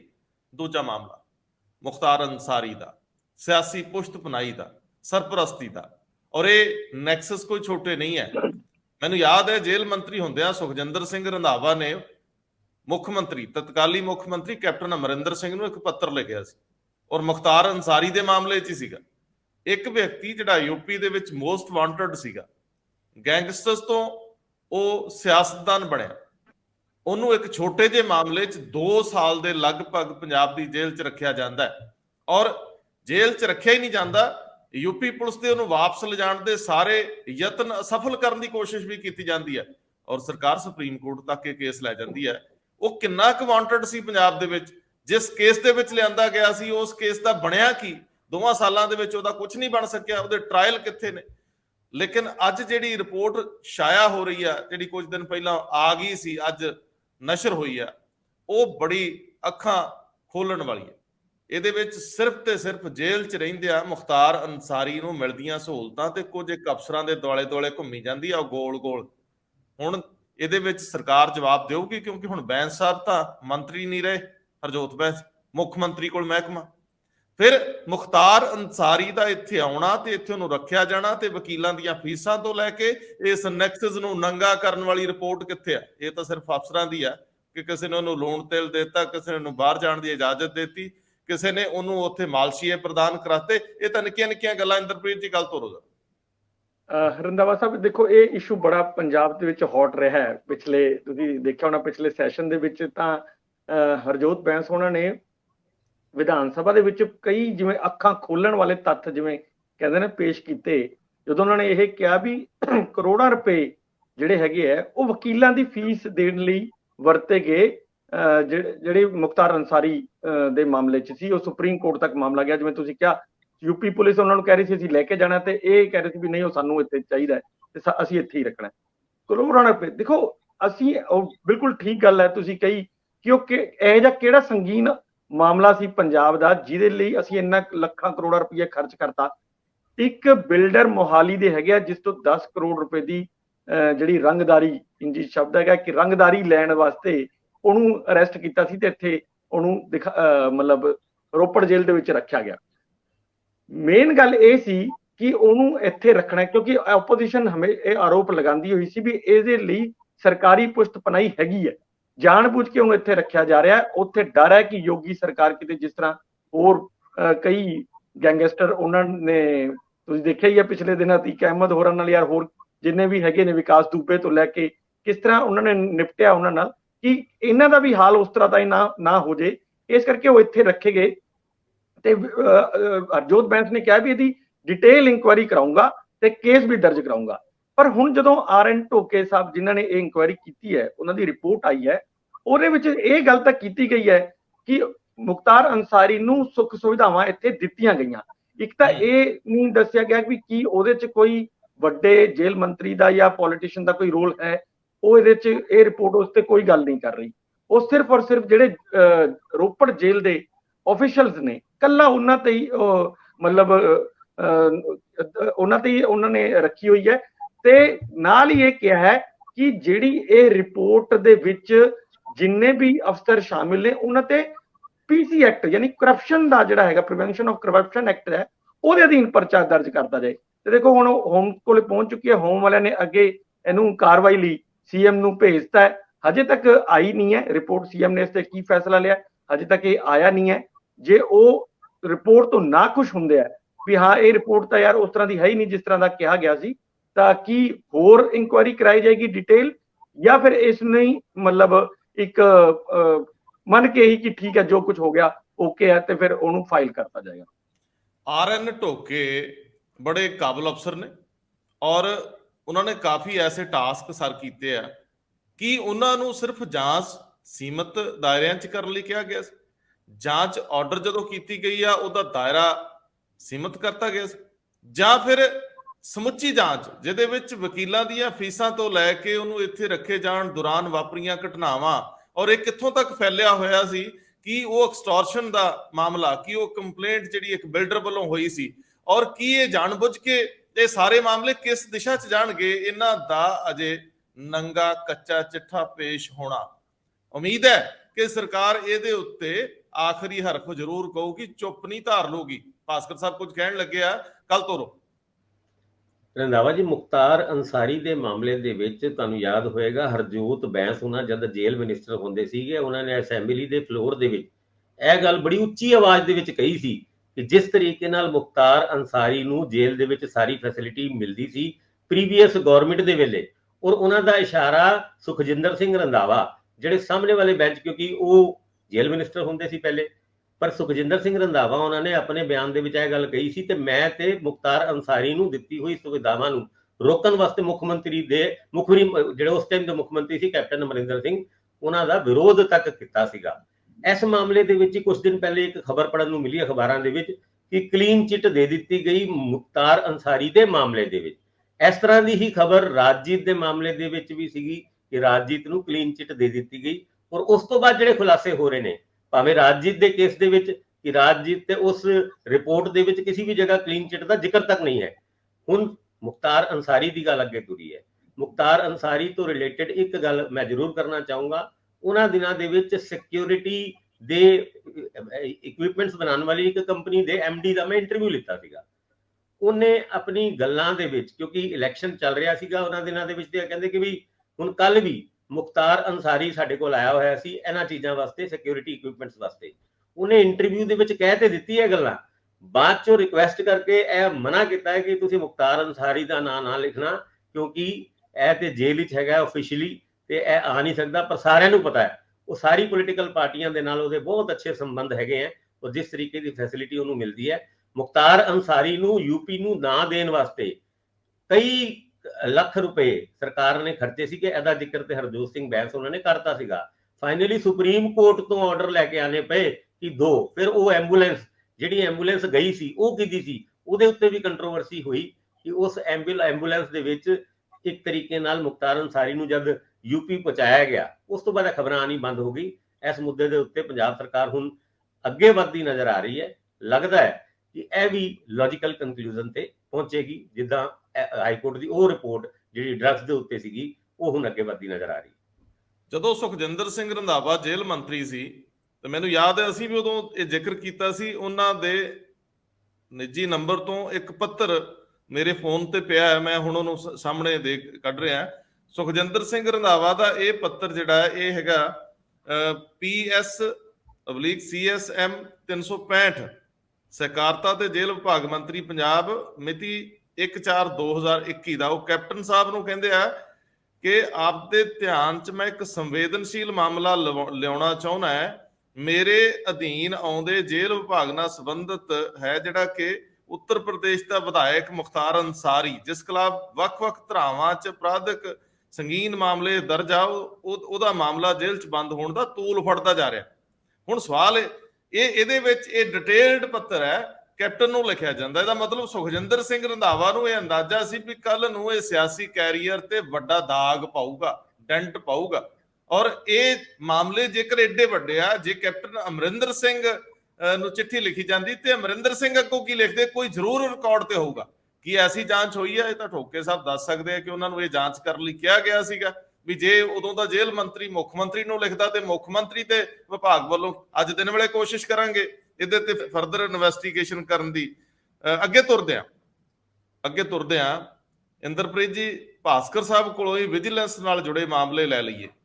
ਹੁਣ ਜਿਹੜਾ ਮਾਮਲਾ ਬਲਬੀਰ ਸਿੱਧੂ ਨੂੰ ਸੱਦਣ ਦਾ ਹੈ, ਕਾਂਗੜ ਨੂੰ ਸੱਦਣ ਦਾ ਹੈ, ਚੰਨੀ ਨੂੰ ਸੱਦਣ ਦਾ ਹੈ, ਅਮਿਤ ਰਤਨ ਕੋਟਫੱਤਾ ਦੇ ਖਿਲਾਫ ਚਾਰਜ ਸ਼ੀਟ ਦਾਇਰ ਕਰਨ ਦਾ ਵਿਜੀਲੈਂਸ ਕੋਲ ਤੇ ਕੰਮ ਹੀ ਬੜੇ ਨੇ। ਤੇ ਜੇ ਸਮਾਂ ਰਹਿੰਦੇ ਆ ਚਿੱਠੀਆਂ ਦੇ ਜਵਾਬ ਵੀ ਤੁਸੀਂ ਨਹੀਂ ਦੇਣੇ, ਚੀਫ ਸੈਕਟਰੀ ਸਾਹਿਬ ਚੁੱਪ ਵੱਟ ਕੇ ਬੈਠੇ ਨੇ, ਪਤਾ ਲੱਗਿਆ PSIEC ਦੇ ਮਾਮਲੇ 'ਚ, ਉਧਰ ਸੁਪਰੀਮ ਕੋਰਟ ਦੇ ਮਾਮਲੇ 'ਚ ਵੀ ਕੋਈ ਅੱਗੇ ਚਾਰਾਜੋਈ ਹੋ ਰਹੀ ਕਿ ਨਹੀਂ, ਇਹਦੇ ਬਾਰੇ ਕੋਈ ਹਰਫ ਅਜੇ ਨਹੀਂ ਕਿਹਾ ਜਾ ਰਿਹਾ। ਹਾਂ, ਵਿਭਾਗਾਂ ਨੂੰ ਜ਼ਰੂਰ ਕਹਿਤਾ, ਪ੍ਰਬੰਧਕੀ ਸਕੱਤਰਾਂ ਨੂੰ, ਕਿ ਤੁਸੀਂ ਫਟਾਫਟ ਜਿਹੜੀਆਂ ਨੇ ਉਹ ਪ੍ਰਵਾਨਗੀਆਂ ਦੇ ਦਿਓ। ਕਿੰਨੇ ਕੇਸ ਅਟਕੇ ਪਏ ਆ ਤੇ ਲਟਕੇ ਪਏ ਆ। ਕੱਲ ਫੋਟੋ ਇੱਕ ਜਾਰੀ ਹੋਈ ਆ ਸਰਕਾਰੀ ਤੌਰ ਤੇ, ਜਿਹਦੇ ਚ ਚੀਫ ਸੈਕਟਰੀ ਸਾਹਿਬ ਮੀਟਿੰਗ ਕਰਦੇ ਨਜ਼ਰ ਆਉਂਦੇ ਆ। ਗੱਲ ਤੋਰੋ ਜ਼ਰਾ ਭਾਸਕਰ ਸਾਹਿਬ। ਵਿਜੀਲੈਂਸ ਬਿਊਰੋ ਕੱਲ ਫੇਰ ਐਕਟਿਵ ਸੀਗਾ। ਬਲਵੀਰ ਸਿੱਧੂ ਜਿਹੜੇ ਮਿਨਿਸਟਰ ਹੁੰਦੇ ਸੀਗੇ ਕੈਪਟਨ ਅਮਰਿੰਦਰ ਸਿੰਘ ਉਹਨਾਂ ਦੀ ਕੈਬਨਿਟ ਦੇ ਵਿੱਚ, ਉਹਨਾਂ ਨੂੰ ਡਿਸਪ੍ਰਪੋਰਸ਼ਨੇਟ ਐਸੈਟ ਯਾਨੀ ਆਏ ਤੋਂ ਵੱਧ ਆਮਦਨ, ਯਾਨੀ ਉਹਨਾਂ ਦੇ ਨੋਨ ਸੋਰਸ ਆਫ ਇਨਕਮ ਤੋਂ ਵੱਧ ਇਨਕਮ ਦੇ ਬਾਰੇ 'ਚ ਇਹ ਕੇਸ ਕੀਤਾ ਗਿਆ ਤੇ 21 ਅਪ੍ਰੈਲ ਨੂੰ ਉਹਨਾਂ ਨੂੰ ਸੱਦ ਲਿੱਤਾ ਗਿਆ। ਉਹਨਾਂ ਨੂੰ ਤੇ ਉਹਨਾਂ ਦੇ ਭਰਾ ਜਿਹੜੇ ਮੇਅਰ ਸੀਗੇ ਮੁਹਾਲੀ ਦੇ, ਉਹਨਾਂ ਨੂੰ ਵੀ ਨਾਲ ਦੇ ਨਾਲ ਪ੍ਰਾਪਰਟੀ ਦੀ ਸਾਰੇ ਕਾਗਜ਼ਾਤ ਲੈ ਕੇ 21 ਤਰੀਕ ਨੂੰ ਸਵੇਰੇ 10 ਵਜੇ ਪੇਸ਼ ਹੋਣ ਵਾਸਤੇ ਕਿਹਾ। ਗੁਰਪ੍ਰੀਤ ਕਾਂਗੜ ਜਿਹੜੇ ਉਹਨਾਂ ਦੇ ਕੈਬਨਿਟ ਕੁਲੀਗ ਹੁੰਦੇ ਸੀ, ਉਹਨਾਂ ਦੇ ਖਿਲਾਫ ਵੀ ਕਾਫੀ ਸਾਰੀ ਪੇਸ਼ੀਆਂ ਉਹਨਾਂ ਦੀ ਆਲਰੇਡੀ ਵਿਜੀਲੈਂਸ ਬਿਊਰੋ ਦੇ ਸਾਹਮਣੇ ਹੋ ਚੁੱਕੀ ਨੇ ਤੇ ਫਿਰ ਵੀ ਉਹਨਾਂ ਨੂੰ ਦੁਬਾਰਾ ਇੱਕ ਵਾਰ ਸੱਦਿਆ ਗਿਆ। ਔਰ ਚੰਨੀ ਉਹਨਾਂ ਨੂੰ ਪਿਛਲੇ ਦਿਨਾਂ ਦੇ ਵਿੱਚ ਜਦ 14 ਅਪ੍ਰੈਲ ਨੂੰ ਬੁਲਾਇਆ ਗਿਆ ਸੀ, ਉਸੇ ਦਿਨ 21 ਅਪ੍ਰੈਲ ਦੀ ਡੇਟ ਤੇ ਤੈਅ ਹੋ ਗਈ ਸੀ, ਪਰ ਇੱਕ ਵਾਰ ਦੁਬਾਰਾ ਇਹਦਾ ਫਾਰਮਲ ਨੋਟਿਸ ਉਹ ਵੀ ਚੰਨੀ ਉਹਨਾਂ ਨੂੰ ਪਹੁੰਚ ਗਿਆ। ਉਹਨਾਂ ਨੇ ਐਡਮਿਟ ਕਰ ਲਿਆ 21 ਅਪ੍ਰੈਲ ਨੂੰ ਮੈਂ ਪਹੁੰਚੂੰਗਾ, ਯਾਨੀ 21 ਅਪ੍ਰੈਲ ਨੂੰ ਚੰਨੀ ਬਲਬੀਰ ਸਿੱਧੂ ਦੋਨੋਂ ਉੱਥੇ ਪਹੁੰਚਣਗੇ ਵਿਜੀਲੈਂਸ ਬਿਊਰੋ ਮੁਹਾਲੀ ਦੇ ਦਫ਼ਤਰ। ਔਰ ਇਹ 10ਵੇਂ ਕੈਬਨਿਟ ਮੰਤਰੀ ਹੈਗੇ ਪ੍ਰੀਵੀਅਸ ਗਵਰਨਮੈਂਟ ਦੇ। 10 ਮੰਤਰੀ ਆਲਰੇਡੀ ਵਿਜੀਲੈਂਸ ਬਿਊਰੋ ਦੇ ਚੱਕਰ ਲਾ ਰਹੇ ਨੇ। ਉਸ ਤੋਂ ਪਹਿਲੇ ਜਿਹੜੇ ਸੁੰਦਰ ਸ਼ਾਮ ਅਰੋੜਾ ਨੇ, ਵਿਜੀਲੈਂਸ ਬਿਊਰੋ ਹੁਸ਼ਿਆਰਪੁਰ ਵੀ ਕੱਲ ਪਹੁੰਚਿਆ ਹੋਇਆ ਸੀ ਫੀਤੇ ਫੂਤੇ ਲੈ ਕੇ, ਤੇ ਉਹਨਾਂ ਦਾ ਇੱਕ ਮਾਲ ਹੈਗਾ, ਉਹਦੀ ਮਾਲ ਦੀ ਮੇਨ ਗੇਟ ਤੋਂ ਲੈ ਕੇ ਪੂਰੇ ਫਲੋਰਾਂ ਦੀ ਪੈਮਾਇਸ਼ ਕਰਕੇ ਗਏ ਨੇ। ਔਰ ਜਦ ਅਸੀਂ ਪਹਿਲੇ ਵੀ ਆਪਣੇ ਪ੍ਰੋਗਰਾਮ ਦੇ ਵਿੱਚ ਕਈ ਵਾਰ ਕਿਹਾ ਕਿ ਵਿਜੀਲੈਂਸ ਵਾਲੇ ਫੀਤੇ ਫੂਤੇ ਲੈ ਕੇ ਪਹੁੰਚਦੇ ਨੇ ਤੇ ਅਗਲੇ ਦਾ ਸਾਹ ਸੁੱਕ ਜਾਂਦਾ ਹੈ, ਕਾਰਨ ਕਿਉਂਕਿ ਵਿਜੀਲੈਂਸ ਵਾਲੇ ਜਦ ਫੀਤਿਆਂ ਤੋਂ ਨੱਪ ਕੇ ਜਾਂਦੇ ਨੇ ਤੇ ਉਸ ਤੋਂ ਬਾਅਦ ਅਗਲਾ ਨੋਟਿਸ ਦੇਣ ਦੀ ਤਿਆਰੀ ਕਰਕੇ ਰੱਖਦੇ ਨੇ। ਉਹ ਅਲਕਜ਼ਾਰ ਜਿਹੜੇ BIS ਚਾਲ, ਉਹਨਾਂ ਦੇ ਉੱਥੇ ਵੀ ਕਾਫੀ ਟਾਈਮ ਤੋਂ ਵਿਜੀਲੈਂਸ ਵਾਲੇ ਫੀਤੇ ਲੈ ਕੇ ਪਹੁੰਚੇ ਸੀਗੇ, ਪਰ 30 ਅਪ੍ਰੈਲ ਨੂੰ ਉਹ ਪੇਸ਼ ਹੋ ਸਕਦੇ ਨੇ। ਉਹਨਾਂ ਦੀ ਪਤਨੀ ਦੀ ਤਬੀਅਤ ਖਰਾਬ ਸੀ, ਇਹ ਉਹਨਾਂ ਨੇ ਰੀਜ਼ਨ ਦਿੱਤਾ ਹੈ ਕਿ 10 ਨੋਟਿਸਿਸ ਦੇ ਬਾਵਜੂਦ ਉਹ ਕਿਉਂ ਨਹੀਂ ਉੱਥੇ ਤੱਕ ਪਹੁੰਚੇ। ਹੁਣ ਜਦ ਗੱਲ ਪ੍ਰੀਵੀਅਸ ਗਵਰਨਮੈਂਟ ਦੀ ਹੁੰਦੀ ਹੈ, ਪਿਛਲੀ ਸਰਕਾਰ ਦੀ ਹੁੰਦੀ ਹੈ, ਉਹਦੇ ਵਿੱਚ ਕੈਬਨਿਟ ਮੰਤਰੀਆਂ ਦੀ ਹੁੰਦੀ ਹੈ, 10 ਮੰਤਰੀਆਂ ਦੇ ਵਿਜੀਲੈਂਸ ਬਿਊਰੋ ਦੇ ਚੱਕਰ ਲਾਉਣ ਦੀ ਹੁੰਦੀ ਹੈ। ਤੇ ਫਿਰ ਕੋਟਫੱਤਾ, ਅਮਿਤ ਰਤਨ ਕੋਟਫੱਤਾ, ਜਿਹੜੇ ਪਿਛਲੇ ਦਿਨਾਂ ਦੇ ਵਿੱਚ ਬਠਿੰਡਾ ਰੂਰਲ ਦੇ ਜਿਹੜੇ MLA ਨੇ, ਉਹਨਾਂ ਨੂੰ ਰਿਸ਼ਵਤ ਲੈਣ ਦੇ ਇਲਜ਼ਾਮ ਦੇ ਵਿੱਚ ਉਹਨਾਂ ਦੇ ਖਾਸ ਰਸ਼ਮ ਗਰਗ ਨੂੰ ਫੜਿਆ ਸੀਗਾ, ਬਾਅਦ ਚੋਂ ਇਹਨਾਂ ਨੂੰ ਵੀ ਨਾਮਜ਼ਦ ਕੀਤਾ ਸੀ ਤੇ ਫੜ ਲਿਆ ਸੀਗਾ ਰਾਜਪੁਰੇ ਤੋਂ ਕੋਲ।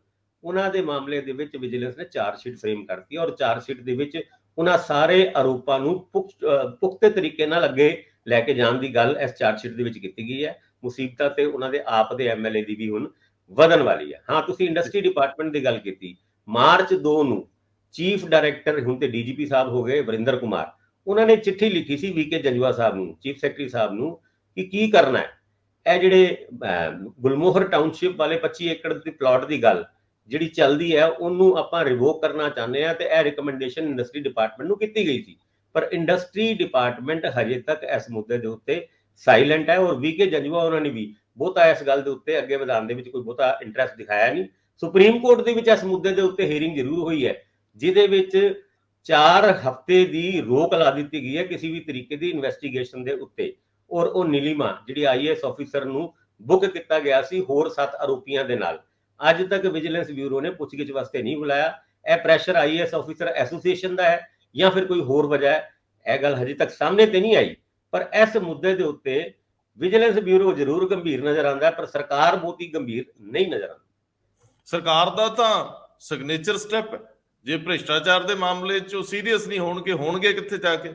ਇੱਕ ਹੀ ਮੁੱਦੇ ਦੇ ਉੱਤੇ ਤਾਂ ਉਹ ਕਲੀਨ ਗਵਰਨਮੈਂਟ ਦੇ ਨਜ਼ਰੀਏ ਦੇ ਉੱਤੇ ਤਾਂ ਖੜੇ ਨੇ। ਕਿਹੜੀ ਕੋਈ ਆਈਡੀਓਲੋਜੀ ਆਮ ਆਦਮੀ ਪਾਰਟੀ ਦੀ ਵੀ ਇਹ ਕਿਸੇ ਖਾਸ ਵਿਚਾਰ ਤੋਂ ਆਉਂਦੇ ਨੇ? ਵਿਚਾਰ ਤਾਂ ਇੱਕੋ ਹੀ ਆ ਕਿ ਕਰਪਸ਼ਨ ਫ੍ਰੀ ਸਿਸਟਮ।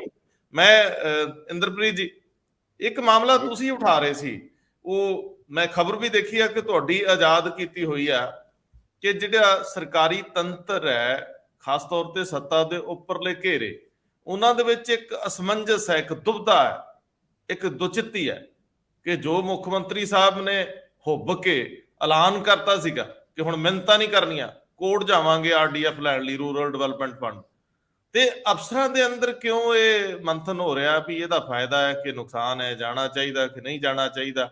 ਕੀ ਇੰਜ ਲੱਗਦਾ ਕਿ ਕੋਈ ਉਲਟ ਸੁਲਟ ਫੈਸਲਾ ਆ ਸਕਦਾ? ਕੀ ਇੰਜ ਲੱਗਦਾ ਕਿ ਫਿਰ ਹਰ ਮਾਮਲੇ ਦੇ ਵਿੱਚ ਕੋਰਟ ਜਾਇਆ ਕਰਾਂਗੇ? ਕੀ ਇੰਜ ਲੱਗਦਾ ਕਿ ਫੈਡਰਲ ਸਟਰਕਚਰ ਦੇ ਵਿੱਚ ਕੇਂਦਰ ਸਟੇਟ ਰਿਲੇਸ਼ਨਸ ਨੂੰ ਇਹਨੂੰ ਇਸ ਸਿਆਸੀ ਤੌਰ ਤੇ ਲੜਨਾ ਚਾਹੀਦਾ, ਇਹਨੂੰ ਸਰਕਾਰਾਂ ਨੂੰ ਦ੍ਰਿੜਤਾ ਨਾਲ ਉਠਾਉਣਾ ਚਾਹੀਦਾ, ਆਪਣੇ ਹੱਕਾਂ ਲਈ ਰੌਲਾ ਪਾਉਣਾ ਚਾਹੀਦਾ? ਹਮੇਸ਼ਾ ਕੋਰਟ 'ਚ ਜਾਣ ਦੇ ਫੈਸਲੇ ਠੀਕ ਨਹੀਂ ਹੁੰਦੇ। ਕਾਰਨ ਕੀ ਨੇ? ਸਰਕਾਰ ਚੁੱਪ ਜੀ ਕਿਉਂ ਇੱਥੇ? ਰੰਧਾਵਾ ਸਾਹਿਬ, ਪਿਛਲੇ ਦਿਨਾਂ 'ਚ ਮੁੱਖ ਮੰਤਰੀ ਸਾਹਿਬ ਨੇ 2 ਸਟੇਟਮੈਂਟਾਂ ਜਿਹੜੀਆਂ ਦਿੱਤੀਆਂ ਸੀ, ਉਹ ਏਦਾਂ ਲੱਗ ਰਿਹਾ ਸੀ ਵੀ ਬਹੁਤ ਜ਼ਬਰਦਸਤ ਸਟੇਟਮੈਂਟਾਂ ਨੇ, ਖਾਸ ਤੌਰ ਤੇ ਪੰਜਾਬ ਦੇ ਪੁਆਇੰਟ ਆਫ ਵਿਊ ਤੋਂ। ਇੱਕ ਤਾਂ ਉਹਨਾਂ ਨੇ ਇਹ ਕਿਹਾ ਵੀ ਜਿਹੜੇ ਸਾਡੇ 3 ਸੀਜ਼ਨ ਦਾ 2880 ਕਰੋੜ ਰੁਪਇਆ ਜਿਹੜਾ ਰੂਰਲ ਡਿਵੈਲਪਮੈਂਟ ਫੰਡ ਦਾ ਸੈਂਟਰ ਨੇ ਰੋਕਿਆ ਹੋਇਆ ਹੈ, ਔਰ ਸਾਡੀਆਂ ਬਾਰ-ਬਾਰ ਮਿੰਨਤਾਂ ਤਰਲੇ ਕਰਨ ਦੇ ਬਾਵਜੂਦ, ਚਿੱਠੀਆਂ ਲਿਖਣ ਦੇ ਬਾਵਜੂਦ, ਉਹਨਾਂ ਦੇ ਕਹੇ ਅਨੁਸਾਰ ਐਕਟਾਂ 'ਚ ਸੰਸ਼ੋਧਨ ਦੇ ਕਰਨ ਦੇ ਬਾਵਜੂਦ ਉਹ ਸਾਨੂੰ ਨਹੀਂ ਦੇ ਰਹੇ, ਤਾਂ ਸਾਡੇ ਕੋਲ ਫਿਰ ਹੋਰ ਰਾਹ ਕਿਹੜਾ ਰਹਿ ਜਾਂਦਾ ਹੈ ਵੀ ਅਸੀਂ ਸੁਪਰੀਮ ਕੋਰਟ ਦਾ ਦਰਵਾਜ਼ਾ ਖਟਖਟਾਈਏ? ਉਹਨਾਂ ਨੇ ਕਿਹਾ ਇਹ ਪੰਜਾਬ ਭਵਨ 'ਚ ਇੱਕ ਪ੍ਰੈਸ ਕਾਨਫਰੰਸ ਦੇ ਵਿੱਚ ਕਿ ਜੇ ਉਹ ਨਹੀਂ ਦੇਣਗੇ ਤਾਂ ਅਸੀਂ ਸੁਪਰੀਮ ਕੋਰਟ ਦੇ ਵਿੱਚ ਜਾਵਾਂਗੇ। ਦੇਖੋ, ਇਹ 4ਥਾ ਸੀਜ਼ਨ ਹੈ, 700-800 ਕਰੋੜ ਇਹਦੇ ਵਿੱਚ ਹੋਰ ਜੁੜ ਜਾਣਾ ਜੇ ਉਹਨਾਂ ਨੇ ਇਹ ਨਹੀਂ ਦਿੱਤਾ ਸਾਨੂੰ। ਤਾਂ 3500-3600 ਕਰੋੜ ਰੁਪਇਆ ਸਾਡੇ ਲਈ, ਖਾਸ ਤੌਰ ਤੇ ਪੰਜਾਬ ਵਰਗੀ ਇੱਕ ਛੋਟੀ ਜੀ ਸਟੇਟ ਵਾਸਤੇ ਕੋਈ ਬਹੁਤੀ ਛੋਟੀ ਰਕਮ ਨਹੀਂ ਹੈ, ਸਾਡੇ ਲਈ ਬਹੁਤ ਵੱਡੀ ਰਕਮ ਹੈ, ਕਿਉਂਕਿ ਅਸੀਂ ਇਸੇ ਰਕਮ ਦੇ ਉੱਤੇ 6000 ਕਰੋੜ ਰੁਪਏ ਦਾ ਆਲਰੇਡੀ ਲੋਨ ਲਿੱਤਾ ਹੋਇਆ, ਜਿਹਦੀਆਂ ਕਿਸ਼ਤਾਂ ਅਸੀਂ ਡਿਫਾਲਟ ਕਰਨ ਦੇ ਕਿਨਾਰੇ ਦੇ ਉੱਤੇ ਖੜੇ ਹਾਂ। ਸੋ ਇਹਦੇ ਵਿੱਚ ਹੁਣ ਮੰਥਨ ਅਫਸਰਸ਼ਾਹੀ ਦੇ ਵਿੱਚ ਜਾਂ ਕਾਨੂੰਨੀ ਜਿਹੜੇ ਪੇਚੀਦਗੀਆਂ ਆਉਂਦੀਆਂ ਉਹਨਾਂ ਦੇ ਵਿੱਚ ਇਹ ਚੱਲ ਰਿਹਾ ਕਿ ਵੀ ਕੀ ਇਹ ਕੀਤਾ ਜਾ ਸਕਦਾ ਹੈ। ਉਹਦੇ ਵਿੱਚ ਤਾਂ ਕੋਈ ਦਿੱਕਤ ਨਹੀਂ ਆ, ਸਾਰੇ ਇਸ ਗੱਲ ਤੇ ਤਾਂ ਸਾਰੇ ਸਹਿਮਤ ਨੇ, ਕਿਉਂਕਿ ਇਹ ਸਟੇਟ ਗਵਰਨਮੈਂਟ ਦਾ ਇੱਕ ਸਟੈਚੂਰੀ ਫੰਡ ਹੈ, ਇਹਨੂੰ ਰੋਕਣ ਦਾ ਕਿਸੇ ਨੂੰ ਕੋਈ ਰਾਈਟ ਨਹੀਂ। ਇਹ ਜੇ ਸੁਪਰੀਮ ਕੋਰਟ ਦੇ ਵਿੱਚ ਜਾਣਗੇ ਤਾਂ ਸੁਪਰੀਮ ਕੋਰਟ ਪਹਿਲੀ ਹੋ ਸਕਦਾ ਜਿਹੜੀ ਉਹ ਹੈਗੀ ਹੀਅਰਿੰਗ ਹੋਏਗੀ, ਉਹਦੇ ਵਿੱਚ ਹੀ ਇਹ ਕਹਿ ਦੇ ਕਿ ਬਈ ਸੈਂਟਰ ਗਵਰਨਮੈਂਟ ਨੂੰ ਕੋਈ ਰਾਈਟ ਨਹੀਂ ਰੋਕਣ ਦਾ, ਤੁਸੀਂ ਉਹਨਾਂ ਨੂੰ ਪੈਸੇ ਦਿਓ। ਪਰ ਕੀ ਇਹਦਾ ਫਿਰ ਦੂਰਗਾਮੀ ਕੋਈ ਨਤੀਜਾ ਹੋਊਗਾ? ਇਸ ਤੋਂ ਪਹਿਲਾਂ ਵੀ ਇੱਕ ਅਨਾਜ ਖਰੀਦ ਦੇ ਉੱਤੇ ਹੀ ਤੁਹਾਨੂੰ ਮੈਂ ਇੱਕ ਦੱਸਾਂ, ਪੰਜਾਬ ਇਨਫਰਾਸਟ੍ਰਕਚਰ ਡਿਵੈਲਪਮੈਂਟ ਸੈਸ ਇੱਕ ਲੱਗਿਆ ਹੁੰਦਾ ਸੀ 1%, ਉਹ ਜਿੰਨਾ ਵੀ ਅਨਾਜ ਸਾਡੇ ਵਿਕਦਾ ਸੀ ਉਹਦਾ 1% ਜਿਹੜਾ ਹੈ ਉਹ ਇਨਫਰਾਸਟ੍ਰਕਚਰ ਲਈ ਅਸੀਂ ਲੈਂਦੇ ਸੀ, ਜੋ 250 ਕਰੋੜ ਦੇ ਆਸ-ਪਾਸ ਬਣਦਾ ਸੀ। ਉਹ ਵੀ ਲੈਣ ਲਈ ਸਾਨੂੰ ਸੁਪਰੀਮ ਕੋਰਟ ਦਾ ਦਰਵਾਜ਼ਾ ਖਟਖਟਾਉਣਾ ਪਿਆ। ਤਾਂ ਉਹਨਾਂ ਨੇ ਪਿਛਲਾ ਤਾਂ ਸਾਰਾ ਸਾਨੂੰ ਦੇਤਾ, ਪਰ ਅੱਗੇ ਤੋਂ ਕਲੀਅਰ ਕੱਟ ਮਨਾ ਕਰਤਾ ਵੀ ਅਸੀਂ ਇਹ 1 ਪੈਸਾ ਵੀ ਨਹੀਂ ਦਿਆ ਕਰਾਂਗੇ ਇਹਦੇ ਚੋਂ, ਇਸ ਕਰਕੇ ਤੁਸੀਂ ਪਹਿਲਾਂ ਹੀ ਸਾਡੀ ਨਾ ਹੈ। ਸੋ ਹੁਣ ਇਹਨਾਂ ਦੇ ਵਿੱਚ ਇਹੀ ਹੈ ਕਿ ਵੀ ਕੀ ਸੇਮ ਉਹੀ ਚੀਜ਼ ਆਰਡੀਐਫ ਨੂੰ ਲੈ ਕੇ ਤਾਂ ਨਹੀਂ ਹੋਏਗੀ ਕਿ ਜੇ ਅਸੀਂ ਆਰਡੀਐਫ ਲਈ ਵੀ ਸੁਪਰੀਮ ਕੋਰਟ ਦਾ ਦਰਵਾਜ਼ਾ ਖਟਖਟਾਇਆ ਤਾਂ ਆਰਡੀਐਫ ਦੀ ਵੀ ਉਹ ਮਨਾ ਕਰ ਦੇਣਗੇ। ਹੁਣ ਦੇਖੋ ਆਰਡੀਐਫ ਲਗਭਗ 3% ਅਸੀਂ ਲੈਨੇ 70,000 ਕਰੋੜ ਦੀ ਸਾਡੀ ਖਾਦਿਆਨ ਆਂਦਾ ਹੈ ਇੱਥੇ ਟੋਟਲ, ਤਾਂ ਆਲਮੋਸਟ 2,000 ਕਰੋੜ ਦਾ ਸਾਰਾ ਬਣ ਜਾਂਦਾ ਹੈ ਦੋਨੋਂ ਸੀਜ਼ਨ ਦਾ ਲਗਾ ਕੇ। ਜੇ ਇੰਨਾ ਕੀ ਅਸੀਂ ਇਹਨੂੰ ਛੱਡਣ ਦੀ ਕੈਪੈਸਿਟੀ ਦੇ ਵਿੱਚ ਹੈਗੇ ਆ? ਇੱਕ ਤਾਂ ਵੱਡਾ ਸਵਾਲ ਇਹ ਹੈ, ਕਿਉਂਕਿ ਤੁਹਾਨੂੰ ਯਾਦ ਹੋਊਗਾ ਪਿੱਛੇ ਦਿਨੇ ਪਿਊਸ਼ ਗੋਇਲ ਹੋਣਾ ਨੇ ਮੁੱਖ ਮੰਤਰੀ ਨੂੰ ਇੱਕ ਚਿੱਠੀ ਲਿਖੀ ਸੀ ਵੀ ਆਰਡੀਐਫ ਦਾ 3%, ਮੰਡੀ ਫੀਸ ਦਾ 3% ਔਰ ਆੜਤੀਆਂ ਦਾ 2.5%, ਇਹ ਤਿੰਨੋਂ ਮਿਲਾ ਕੇ ਜਿਹੜੇ 8.5% ਬਣਦੇ ਆ, ਅਸੀਂ ਹੁਣ ਇੰਨਾ ਦੇਣ ਦੀ ਸਥਿਤੀ 'ਚ ਨਹੀਂ ਆ, ਅਸੀਂ ਸਿਰਫ 2% ਦਿਆ ਕਰਾਂਗੇ। ਇਹ ਇੱਕ ਵੱਡਾ ਸਵਾਲ ਪੰਜਾਬ ਦੇ ਸਾਹਮਣੇ ਹੁਣ ਆ ਕੇ ਖੜਾ ਹੋ ਗਿਆ ਕਿ ਕੀ ਪੰਜਾਬ ਜਿਹਨੇ ਇੰਨਾ ਓਵਰ ਇਨਫਰਾਸਟ੍ਰਕਚਰ ਬਣਾ ਲਿਆ ਆਪਣਾ, 1860 ਮੰਡੀਆਂ, ਸੜਕਾਂ, ਰੂਰਲ ਜਿਹੜੀਆਂ ਸੜਕਾਂ ਨੇ ਉਹ ਅਲੱਗ, ਇੰਨਾ ਇਨਫਰਾਸਟ੍ਰਕਚਰ ਬਣਾ ਲਿਆ ਹੈ ਕਿ ਉਹ ਅਗਰ ਪੈਸਾ ਨਹੀਂ ਆਊਗਾ ਤਾਂ ਕੀ ਅਸੀਂ ਇਹਨੂੰ ਰਿਪੇਅਰ ਵੀ ਕਰ ਸਕਾਂਗੇ ਕਿ ਨਹੀਂ ਕਰ ਸਕਾਂਗੇ? ਸਾਨੂੰ ਤਾਂ ਇਕੱਲਾ ਰਿਪੇਅਰ ਕਰਨ ਵਾਸਤੇ ਹੀ 1500 ਕਰੋੜ ਰੁਪਏ ਚਾਹੀਦਾ ਹੈ ਹਰ ਸਾਲ, ਤੇ ਕੀ ਅਸੀਂ ਇਸ ਸਥਿਤੀ 'ਚ ਹੈਗੇ ਆ? ਸੋ ਮੈਨੂੰ ਇਹ ਲੱਗਦਾ ਵੀ ਇਸ ਕਰਕੇ ਹੀ ਇੱਕ ਅਸਮੰਜਸ 'ਚ ਹੈ ਕਿ ਇਹ ਸਾਨੂੰ ਕੇਸ ਕਰਨਾ ਚਾਹੀਦਾ ਹੈ ਜਾਂ ਦੁਬਾਰਾ ਮਿੰਨਤ ਤਰਲੇ ਕਰਕੇ ਜਾਂ ਕਿਸੇ ਹੋਰ ਰੂਪ 'ਚ ਕਰਨਾ ਚਾਹੀਦਾ ਹੈ। ਕਿਉਂਕਿ ਮੁੱਖ ਮੰਤਰੀ ਸਾਹਿਬ ਨੇ ਇੱਕ ਤੁਹਾਨੂੰ ਹੋਰ ਧਮਕੀ ਵੀ ਦਿੱਤੀ ਸੀਗੀ ਕਿ ਜੇ ਤੁਸੀਂ ਅਨਾਜ ਸਾਡਾ ਨਹੀਂ ਖਰੀਦੋਗੇ ਤਾਂ ਅਸੀਂ ਡਾਇਰੈਕਟ ਦੂਜੀਆਂ ਸਟੇਟਾਂ ਨਾਲ ਉਹ ਕਰ ਲਾਂਗੇ। ਮੈਨੂੰ ਲੱਗਦਾ ਕਿ ਉਹ ਇਹ ਵੱਡੀ ਗੱਲ ਤਾਂ ਕਹਿ ਗਏ ਵੀ ਅਸੀਂ ਡਾਇਰੈਕਟ ਸਟੇਟਾਂ ਨਾਲ ਕਰਾਂਗੇ, ਪਰ ਉਹਦੇ ਵਿੱਚ ਬਹੁਤ ਸਾਰੀਆਂ ਦਿੱਕਤਾਂ ਵੀ ਨੇ। ਪਹਿਲੀ ਸਭ ਤੋਂ ਵੱਡੀ ਦਿੱਕਤ ਤਾਂ ਇਹੀ ਹੈ ਕਿ ਜਿਹੜੀ ਕੈਸ਼ ਕ੍ਰੈਡਿਟ ਲਿਮਿਟ ਹੈ ਉਹ ਗਵਰਨਮੈਂਟ ਆਫ ਇੰਡੀਆ ਸਾਨੂੰ ਦਿੰਦੀ ਹੈ, ਤਾਂ ਅਸੀਂ ਸਾਰਾ ਇਹ ਅਨਾਜ ਖਰੀਦ ਪਾਉਂਦੇ ਹਾਂ। ਅਗਰ ਅਸੀਂ ਇਸ ਕਿਸਮ ਦਾ ਉਹ ਕਰ ਲਈਏ ਕਿ ਅਸੀਂ ਸਿੱਧਾ ਅਨਾਜ ਵੇਚਾਂਗੇ ਤਾਂ ਕੀ ਉਹ ਸਾਨੂੰ ਕੈਸ਼ ਕ੍ਰੈਡਿਟ ਲਿਮਿਟ ਦੇਣਗੇ ਕਿ ਨਹੀਂ ਦੇਣਗੇ? ਫਿਰ ਇਹ ਵੱਡਾ ਸਵਾਲ ਹੈ। ਜੇ ਨਹੀਂ ਦੇਣਗੇ ਤਾਂ ਕੀ ਸਾਡੇ ਕੋਲ ਇੰਨਾ ਪੈਸਾ ਹੈ ਕਿ 25,000 ਕਰੋੜ ਦੀ ਅਸੀਂ ਕਣਕ ਖਰੀਦ ਕੇ ਰੱਖ ਸਕੀਏ ਆਪਣੇ ਕੋਲੇ, ਜਾਂ 44,000 ਕਰੋੜ ਦੀ ਪੈਡੀ ਆਪਣੇ ਕੋਲ ਖਰੀਦ ਕੇ ਰੱਖ ਸਕੀਏ? ਮੈਨੂੰ ਲੱਗਦਾ ਕਿ ਇਹ ਸਭ ਤੋਂ ਵੱਡੀ ਦਿੱਕਤ ਹੈ।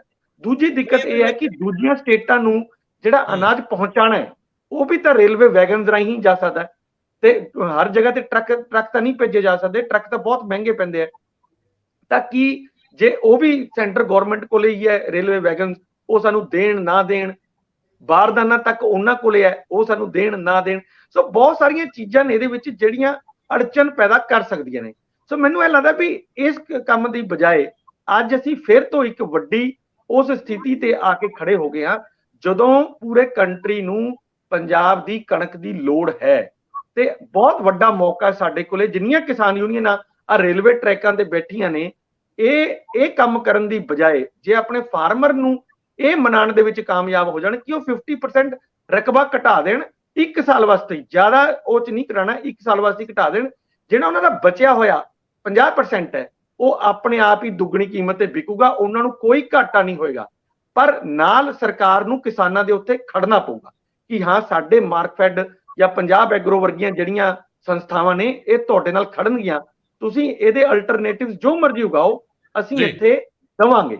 ਸੋ ਮੈਨੂੰ ਲੱਗਦਾ ਕਿ ਇਹ ਬਹੁਤ ਵੱਡਾ ਮੌਕਾ ਹੈ ਤੇ ਪੰਜਾਬ ਨੂੰ ਇਹ ਖੁੰਝਣਾ ਨਹੀਂ ਚਾਹੀਦਾ, ਇਸ ਦਾ ਫਾਇਦਾ ਉਠਾ ਲੈਣਾ ਚਾਹੀਦਾ। ਅਦਰਵਾਈਜ਼ ਇਹ ਸਾਡੀ ਆਰਮ ਟਵਿਸਟਿੰਗ ਇਹ ਹਰ ਸਾਲ ਕਰਦੇ ਹੀ ਰਹਿਣਗੇ। ਦੇਖੋ, ਡਾਇਵਰਸਿਫਿਕੇਸ਼ਨ ਕੈਪਟਨ ਅਮਰਿੰਦਰ ਸਿੰਘ ਦੀ ਪਹਿਲੀ ਸਰਕਾਰ ਤੇ ਬਾਦਲ ਦੀ ਸਰਕਾਰ ਜਦੋਂ ਫੋਕਲ ਪੁਆਇੰਟਾਂ ਵਾਲੇ ਨਵੇਂ ਪ੍ਰੋਜੈਕਟ ਦੇ ਉੱਤੇ ਉਹ ਕੰਮ ਕਰਨਾ ਸ਼ੁਰੂ ਕਰਦੇ ਆ ਬਹੁਤ ਸ਼ੁਰੂ ਦੇ ਵਿੱਚ, ਡਾਇਵਰਸਿਫਿਕੇਸ਼ਨ ਉਦੋਂ ਦੀ ਕੋਸ਼ਿਸ਼ ਹੋ ਰਹੀ ਹੈ।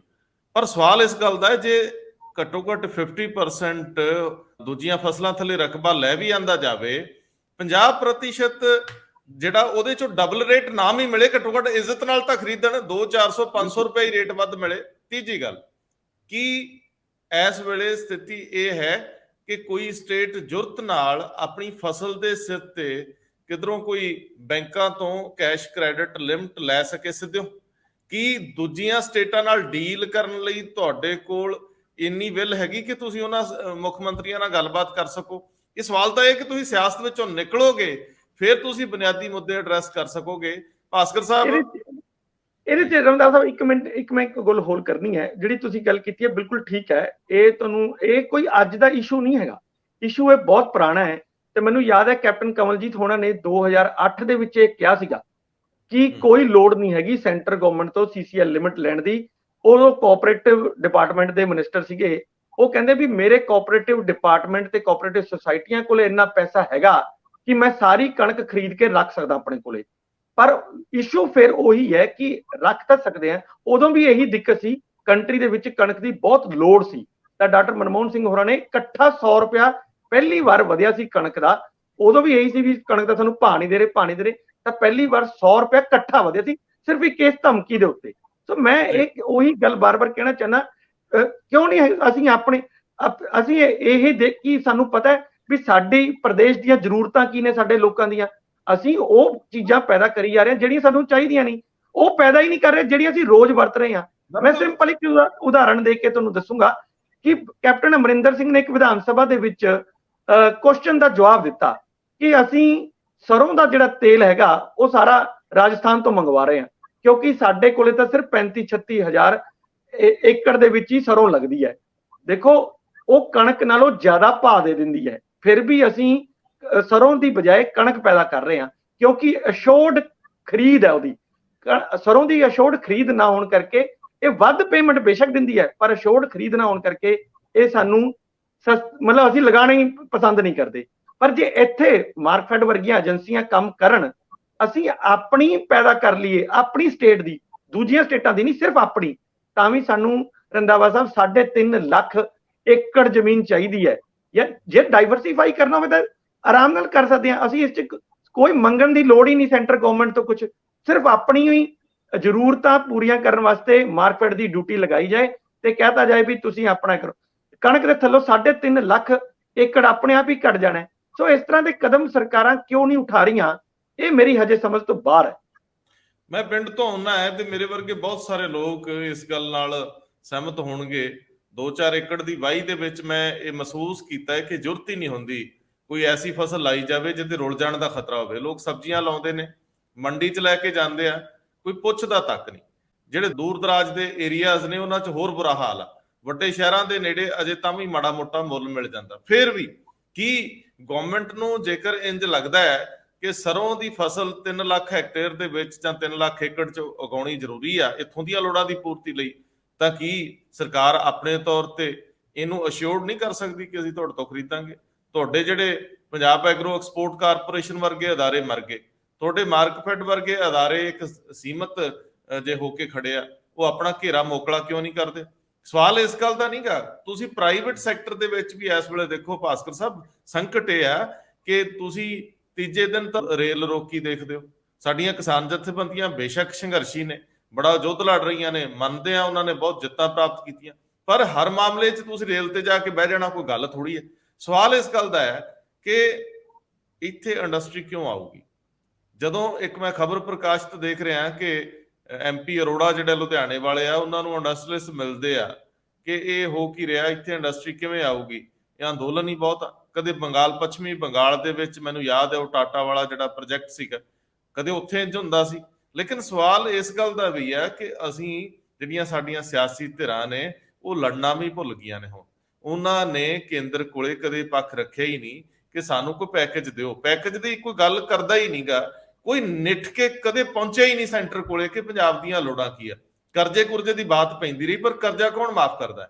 ਤੁਸੀਂ ਆਪਣੀ ਖੇਤੀ ਲਈ ਜਾਂ ਆਪਣੀ ਬਾਰਡਰ ਏਰੀਏ ਦੇ ਕੁਝ ਪ੍ਰੋਜੈਕਟ ਹੋ ਸਕਦੇ ਆ, ਉਹਨਾਂ 'ਚ ਕੋਈ ਸਬਸਿਡੀ ਲੈ ਕੇ ਆਓ, ਪੈਕੇਜ ਦੇ ਰੂਪ 'ਚ ਲੈ ਕੇ ਆਓ। ਤੁਹਾਡੀ ਤਾਂ ਆਪਣੀ ਇੰਡਸਟਰੀ ਜਿਹੜੀ ਉਹ ਗੁਆਂਢੀ ਸੂਬਿਆਂ ਨੂੰ ਚਲੇਗੀ। ਇਹ ਗੱਲਾਂ ਬਾਰ-ਬਾਰ ਕਰਨੀਆਂ ਆਪਣੇ ਆਪ ਹੀ ਸ਼ਰਮ ਆਉਂਦੀ ਆ ਕਿ ਅਸੀਂ ਬਹੁਤੇ ਸਿਆਣੇ ਹੋਣ ਦਾ ਭਰਮ ਪਾਲਦੇ ਆ। ਸਾਰੀ ਦੁਨੀਆ ਨੂੰ ਪਤਾ ਹੈ ਕਿ ਪੰਜਾਬ ਦੇ ਵਿੱਚੋਂ ਇੰਡਸਟਰੀ ਕਿਉਂ ਸ਼ਿਫਟ ਹੋਈ। ਇੱਥੇ ਮਹਿੰਗਾ ਮਾਲ ਬਣਦਾ ਹੈ ਤੇ ਸਾਹਮਣੇ ਬੰਨੇ ਸਸਤਾ, ਕਿਉਂਕਿ ਉਹਨਾਂ ਦੇ ਟੈਕਸ ਘੱਟ ਨੇ।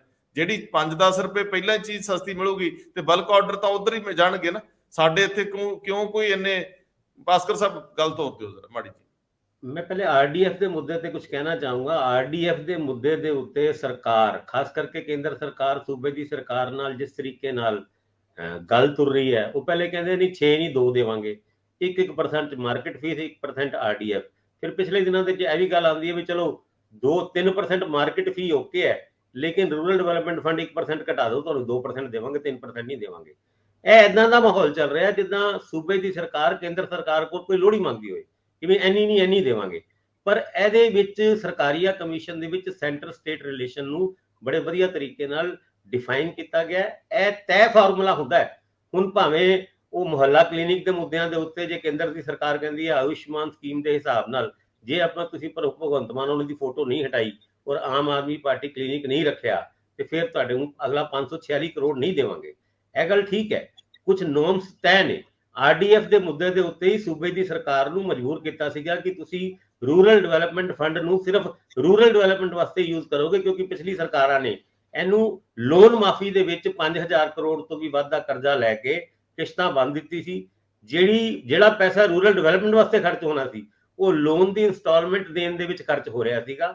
ਇਹਨਾਂ ਮੁੱਦਿਆਂ ਦੇ ਉੱਤੇ ਤਾਂ ਗੱਲ ਹੋਗੀ, ਪਰ ਇਹ ਮੁੱਦਾ ਹੁਣ ਕੋਰਟਾਂ ਦੇ ਵਿੱਚ ਜਾ ਕੇ ਨਿਪਟਣਾ ਪਏ ਤੇ ਮੈਨੂੰ ਇਹ ਲੱਗਦਾ ਕੇਂਦਰ ਦੀ ਸਰਕਾਰ ਤੇ ਸੂਬੇ ਦੀ ਸਰਕਾਰ ਦੋਨਾਂ ਵਾਸਤੇ ਇਹ ਬੜੀ ਅਜੀਬ ਜਿਹੀ ਸਥਿਤੀ ਪੈਦਾ ਹੋ ਗਈ ਹੈ, ਕਿਉਂਕਿ ਇਸ ਤਰੀਕੇ ਦੇ ਸੈਂਟਰਲ ਸਟੇਟ ਰਿਲੇਸ਼ਨਸ ਦੇ ਮੁੱਦੇ ਦੇ ਉੱਤੇ ਕੋਰਟਾਂ ਦੇ ਰਾਹੀਂ ਕੋਈ ਫੈਸਲੇ ਆਣ ਤੇ ਇਹ ਸਾਡੇ ਪੂਰੇ ਦੇਸ਼ ਵਾਸਤੇ ਬੜੀ ਇੱਕ ਗਲਤ ਜਿਹੀ ਗੱਲ ਹੈਗੀ ਹੈ। ਜਿੱਥੇ ਤੱਕ ਗੱਲ ਕਿਸਾਨਾਂ ਦੇ ਰੇਲ ਰੋਕੋ ਅੰਦੋਲਨ ਦੀ ਹੈ, ਬਿਲਕੁਲ ਠੀਕ ਹੈ। ਪੰਜਾਬ ਇੱਕ ਇਸ ਤਰ੍ਹਾਂ ਦਾ ਸੂਬਾ ਜਿਹਨੂੰ ਸਾਰੇ ਪੰਜਾਬੀ ਪਿਆਰ ਕਰਦੇ ਨੇ, ਭਾਵੇਂ ਬਾਹਰ ਬੈਠੇ ਨੇ ਭਾਵੇਂ ਇੱਥੇ ਰਹਿੰਦੇ ਨੇ, ਔਰ ਈਵਨ ਦੂਜੇ ਸੂਬਿਆਂ ਦੇ ਵਿੱਚੋਂ ਵੀ ਆਏ ਲੋਕ ਪੰਜਾਬ ਨੂੰ ਪਿਆਰ ਕਰਦੇ ਨੇ। ਪੰਜਾਬ ਰੈਪੂਟੇਸ਼ਨ ਦੇ ਤੁਰਿਆ ਫਿਰਦਾ ਹੈ, ਪਰ ਇਹ ਜਦ ਰੇਲ ਦੇ ਉੱਤੇ ਬੈਠ ਜਾਂਦੇ ਨੇ, ਕਿਸਾਨਾਂ ਨੂੰ ਵੀ ਇਹ ਸਮਝਣਾ ਚਾਹੀਦਾ ਹੈ ਕਿ ਤੁਸੀਂ ਪੰਜਾਬ ਨੂੰ ਪਿਆਰ ਕਰਦੇ ਹੋ ਤੇ ਪੰਜਾਬ ਦੀ ਡਿਵੈਲਪਮੈਂਟ ਦੇ ਵਿੱਚ ਆਪਣਾ ਕੰਟਰੀਬਿਊਸ਼ਨ ਪਾ ਕੇ ਰੱਖਣਾ ਹੈ। ਸਰਕਾਰਾਂ ਨਾਲ ਲੜਾਈ ਕਿਸਾਨਾਂ ਦੀ ਜਾਂ ਹੋਰ ਵੀ ਵਰਗਾਂ ਦੀ ਹੁੰਦੀ ਹੈ, ਪਰ ਉਹਦੇ ਰਾਹੀਂ ਤੁਸੀਂ ਆਪਣੇ ਹੀ ਸੂਬੇ ਦਾ ਜਿਹਨੂੰ ਤੁਸੀਂ ਪਿਆਰ ਕਰਦੇ ਹੋ ਨੁਕਸਾਨ ਕਰ ਦੋ ਤੇ ਫਿਰ ਇਸ ਗੱਲ ਦਾ ਵੀ ਖਿਆਲ ਰੱਖਣਾ ਹੁੰਦਾ। ਇੰਡਸਟਰੀ ਜਾਂ ਇੰਡਸਟਰੀਲਿਸਟ ਦਾ ਗਰੋ ਕਰਨਾ ਪੰਜਾਬ ਵਾਸਤੇ ਬਹੁਤ ਜ਼ਰੂਰੀ ਹੈ।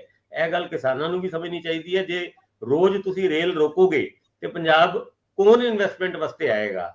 ਇਹ ਆਪਣੇ ਆਪ ਵਿੱਚ ਕਦੀ ਵੈਸਟ ਬੰਗਾਲ ਦੇ ਵਾਸਤੇ ਕਹੀ ਜਾਂਦੀ ਸੀ ਜਦ ਟਾਟਾ ਨੇ ਆਪਣਾ ਪਲਾਂਟ ਲਾਇਆ ਸੀ ਸਿੰਗੂਰ ਦੇ ਵਿੱਚ, ਤੇ ਬਾਅਦ ਚੋਂ ਉਹ ਪਲਾਂਟ ਪੱਟ ਲਿਆ ਸੀ ਕਿਉਂਕਿ ਉੱਥੇ ਰੋਜ਼ ਐਜੀਟੇਸ਼ਨ ਹੁੰਦੇ ਸੀ। ਤੇ ਐਦਾਂ ਦੀ ਹੀ ਸਥਿਤੀ ਹੁਣ ਪੰਜਾਬ ਵਿੱਚ ਬਣੀ ਹੋਈ ਹੈ। ਮੈਨੂੰ ਇਹ ਲੱਗਦਾ ਕਿਸਾਨਾਂ ਨੂੰ ਵੀ ਸਰਕਾਰਾਂ ਨੂੰ ਵੀ ਇਹਨਾਂ ਮੁੱਦਿਆਂ ਦੇ ਉੱਤੇ ਨਿੱਠ ਕੇ ਗੱਲ ਕਰਨੀ ਚਾਹੀਦੀ ਹੈ, ਨਾ ਕਿ ਇਸ ਸਿਚੁਏਸ਼ਨ ਨੂੰ ਅਲਾਉ ਕਰਨਾ ਚਾਹੀਦਾ। ਮੇਰਾ ਆਪਣਾ ਮੰਨਣਾ ਕਿਸਾਨ ਜਥੇਬੰਦੀਆਂ ਦੇ ਆਗੂ ਇਸ ਗੱਲ ਤੇ ਨਾਰਾਜ਼ ਹੋਣਗੇ ਜਿਹੜੀ ਅਸੀਂ ਆਲੋਚਨਾ ਕੀਤੀ ਹੈ, ਭਾਵੇਂ ਸਾਡਾ ਸਕਾਰਾਤਮਕ ਨਜ਼ਰੀਆ ਹੀ ਆ, ਬੁਨਿਆਦੀ ਤੌਰ ਤੇ ਅਸੀਂ ਸਾਰੇ ਹੀ ਰੋਟੀ ਉੱਥੋਂ ਖਾਂਦੇ ਆ। ਸਵਾਲ ਇਸ ਗੱਲ ਦਾ ਹੈ ਕਿ ਜਥੇਬੰਦੀਆਂ ਦਾ ਤਾਂ ਖੌਫ ਹੁੰਦਾ ਹੈ, ਹਰ ਵੇਲੇ ਤੁਸੀਂ ਜਾ ਕੇ ਕਿਸੇ ਰੇਲ ਨੂੰ ਰੋਕ ਕੇ ਉਹ ਦੂਰ ਕਿਤੇ ਸਾਊਥ ਬਲਾਕ ਦੇ ਵਿੱਚ ਧਮਕ ਨਹੀਂ ਪਾ ਸਕਦੇ। ਧਮਕ ਤੁਹਾਡੀ ਪੈ ਚੁੱਕੀ ਹੈ, ਉਹ ਧਮਕ ਦੁਬਾਰਾ ਨਾ ਪੈ ਜੇ ਉਹ ਖੌਫ ਬੜਾ ਅਹਿਮ ਹੁੰਦਾ ਹੈ ਕਿ ਇਹ ਸੰਗਠਿਤ ਬਹੁਤ ਨੇ, ਇਹਨਾਂ ਦੀ ਤਾਕਤ ਬੜੀ ਆ, ਇਹਨਾਂ ਦਾ ਕੋਈ ਪ੍ਰੋਗਰਾਮ ਨਾ ਆ ਜੇ। ਰੋਜ਼-ਰੋਜ਼ ਪ੍ਰੋਗਰਾਮ ਦੇ ਕੇ ਆਪਣੀ ਤਾਕਤ ਵੀ ਜਿਹੜੀ ਉਹ ਦਿਖਾ ਰਹੇ ਹੋ, ਕਿਤੇ 10 ਬੈਠੇ ਕਿਤੇ 50 ਬੈਠੇ ਕਿਤੇ 100 ਬੈਠੇ, ਬੰਦਾ ਤੇ ਇੱਕ ਰੇਲ ਤੇ ਬਹਿ ਜੇ ਤੇ ਉਹ ਰੇਲਾਂ 2-4 ਰੋਕ ਦਿੰਦਾ, ਭਾਵੇਂ ਮੁੜ ਕੇ ਪੁਲਿਸ ਵਾਲੇ ਚੁੱਕ ਕੇ ਲੈ ਜਾਣ। ਸਟੇਟ ਜੁਰਤ ਨਹੀਂ ਕਰਦੀ ਕਿਸਾਨਾਂ ਨਾਲ ਲੜਨ ਦੀ, ਕਿਸਾਨਾਂ ਨੂੰ ਉਹ ਬਿਲਕੁਲ ਨਹੀਂ ਕਹੂਗੀ ਬੈਠੇ ਰਹੋ। ਪਰ ਇਹਦੇ ਨਾਲ ਜਿੱਥੇ ਜਿਸ ਧਰਤੀ ਤੇ ਤੁਸੀਂ ਜਿਉਣਾ ਉਹਦਾ ਨੁਕਸਾਨ ਵੀ ਤਾਂ ਹੋ ਰਿਹਾ। ਆਪਣਾ ਡਰ ਪੈਦਾ ਕਰਕੇ ਰੱਖੋ ਸਰਕਾਰਾਂ ਦੇ ਮਨ 'ਚ ਕਿ ਜਿਸ ਦਿਨ ਇਹਨਾਂ ਦੀ ਐਜੀਟੇਸ਼ਨ ਸ਼ੁਰੂ ਹੋਈ ਸਾਨੂੰ ਲੈਣੇ ਤੇ ਦੇਣੇ ਪੈਣਗੇ, ਬਜਾਏ ਇਹਦੇ ਕਿ ਰੋਜ਼-ਰੋਜ਼ ਵੀ ਸ਼ੇਰ ਆ ਗਿਆ ਵਾਲੀ ਗੱਲ। ਇਹ ਗੱਲ ਬਹੁਤੀ ਜੱਚਦੀ ਨਹੀਂ। ਤੁਸੀਂ ਆਪਣਾ ਆਪ ਪੇਸ਼ ਕਰ ਚੁੱਕੇ ਹੋ ਦਿੱਲੀ ਦੀਆਂ ਬਰੂਹਾਂ ਤੇ, ਤੁਸੀਂ ਜਿੱਤ ਦਰਜ ਕਰ ਚੁੱਕੇ ਹੋ। ਬਹੁਤ ਮਿਹਰਬਾਨੀ, ਬਹੁਤ ਧੰਨਵਾਦ ਜੀ।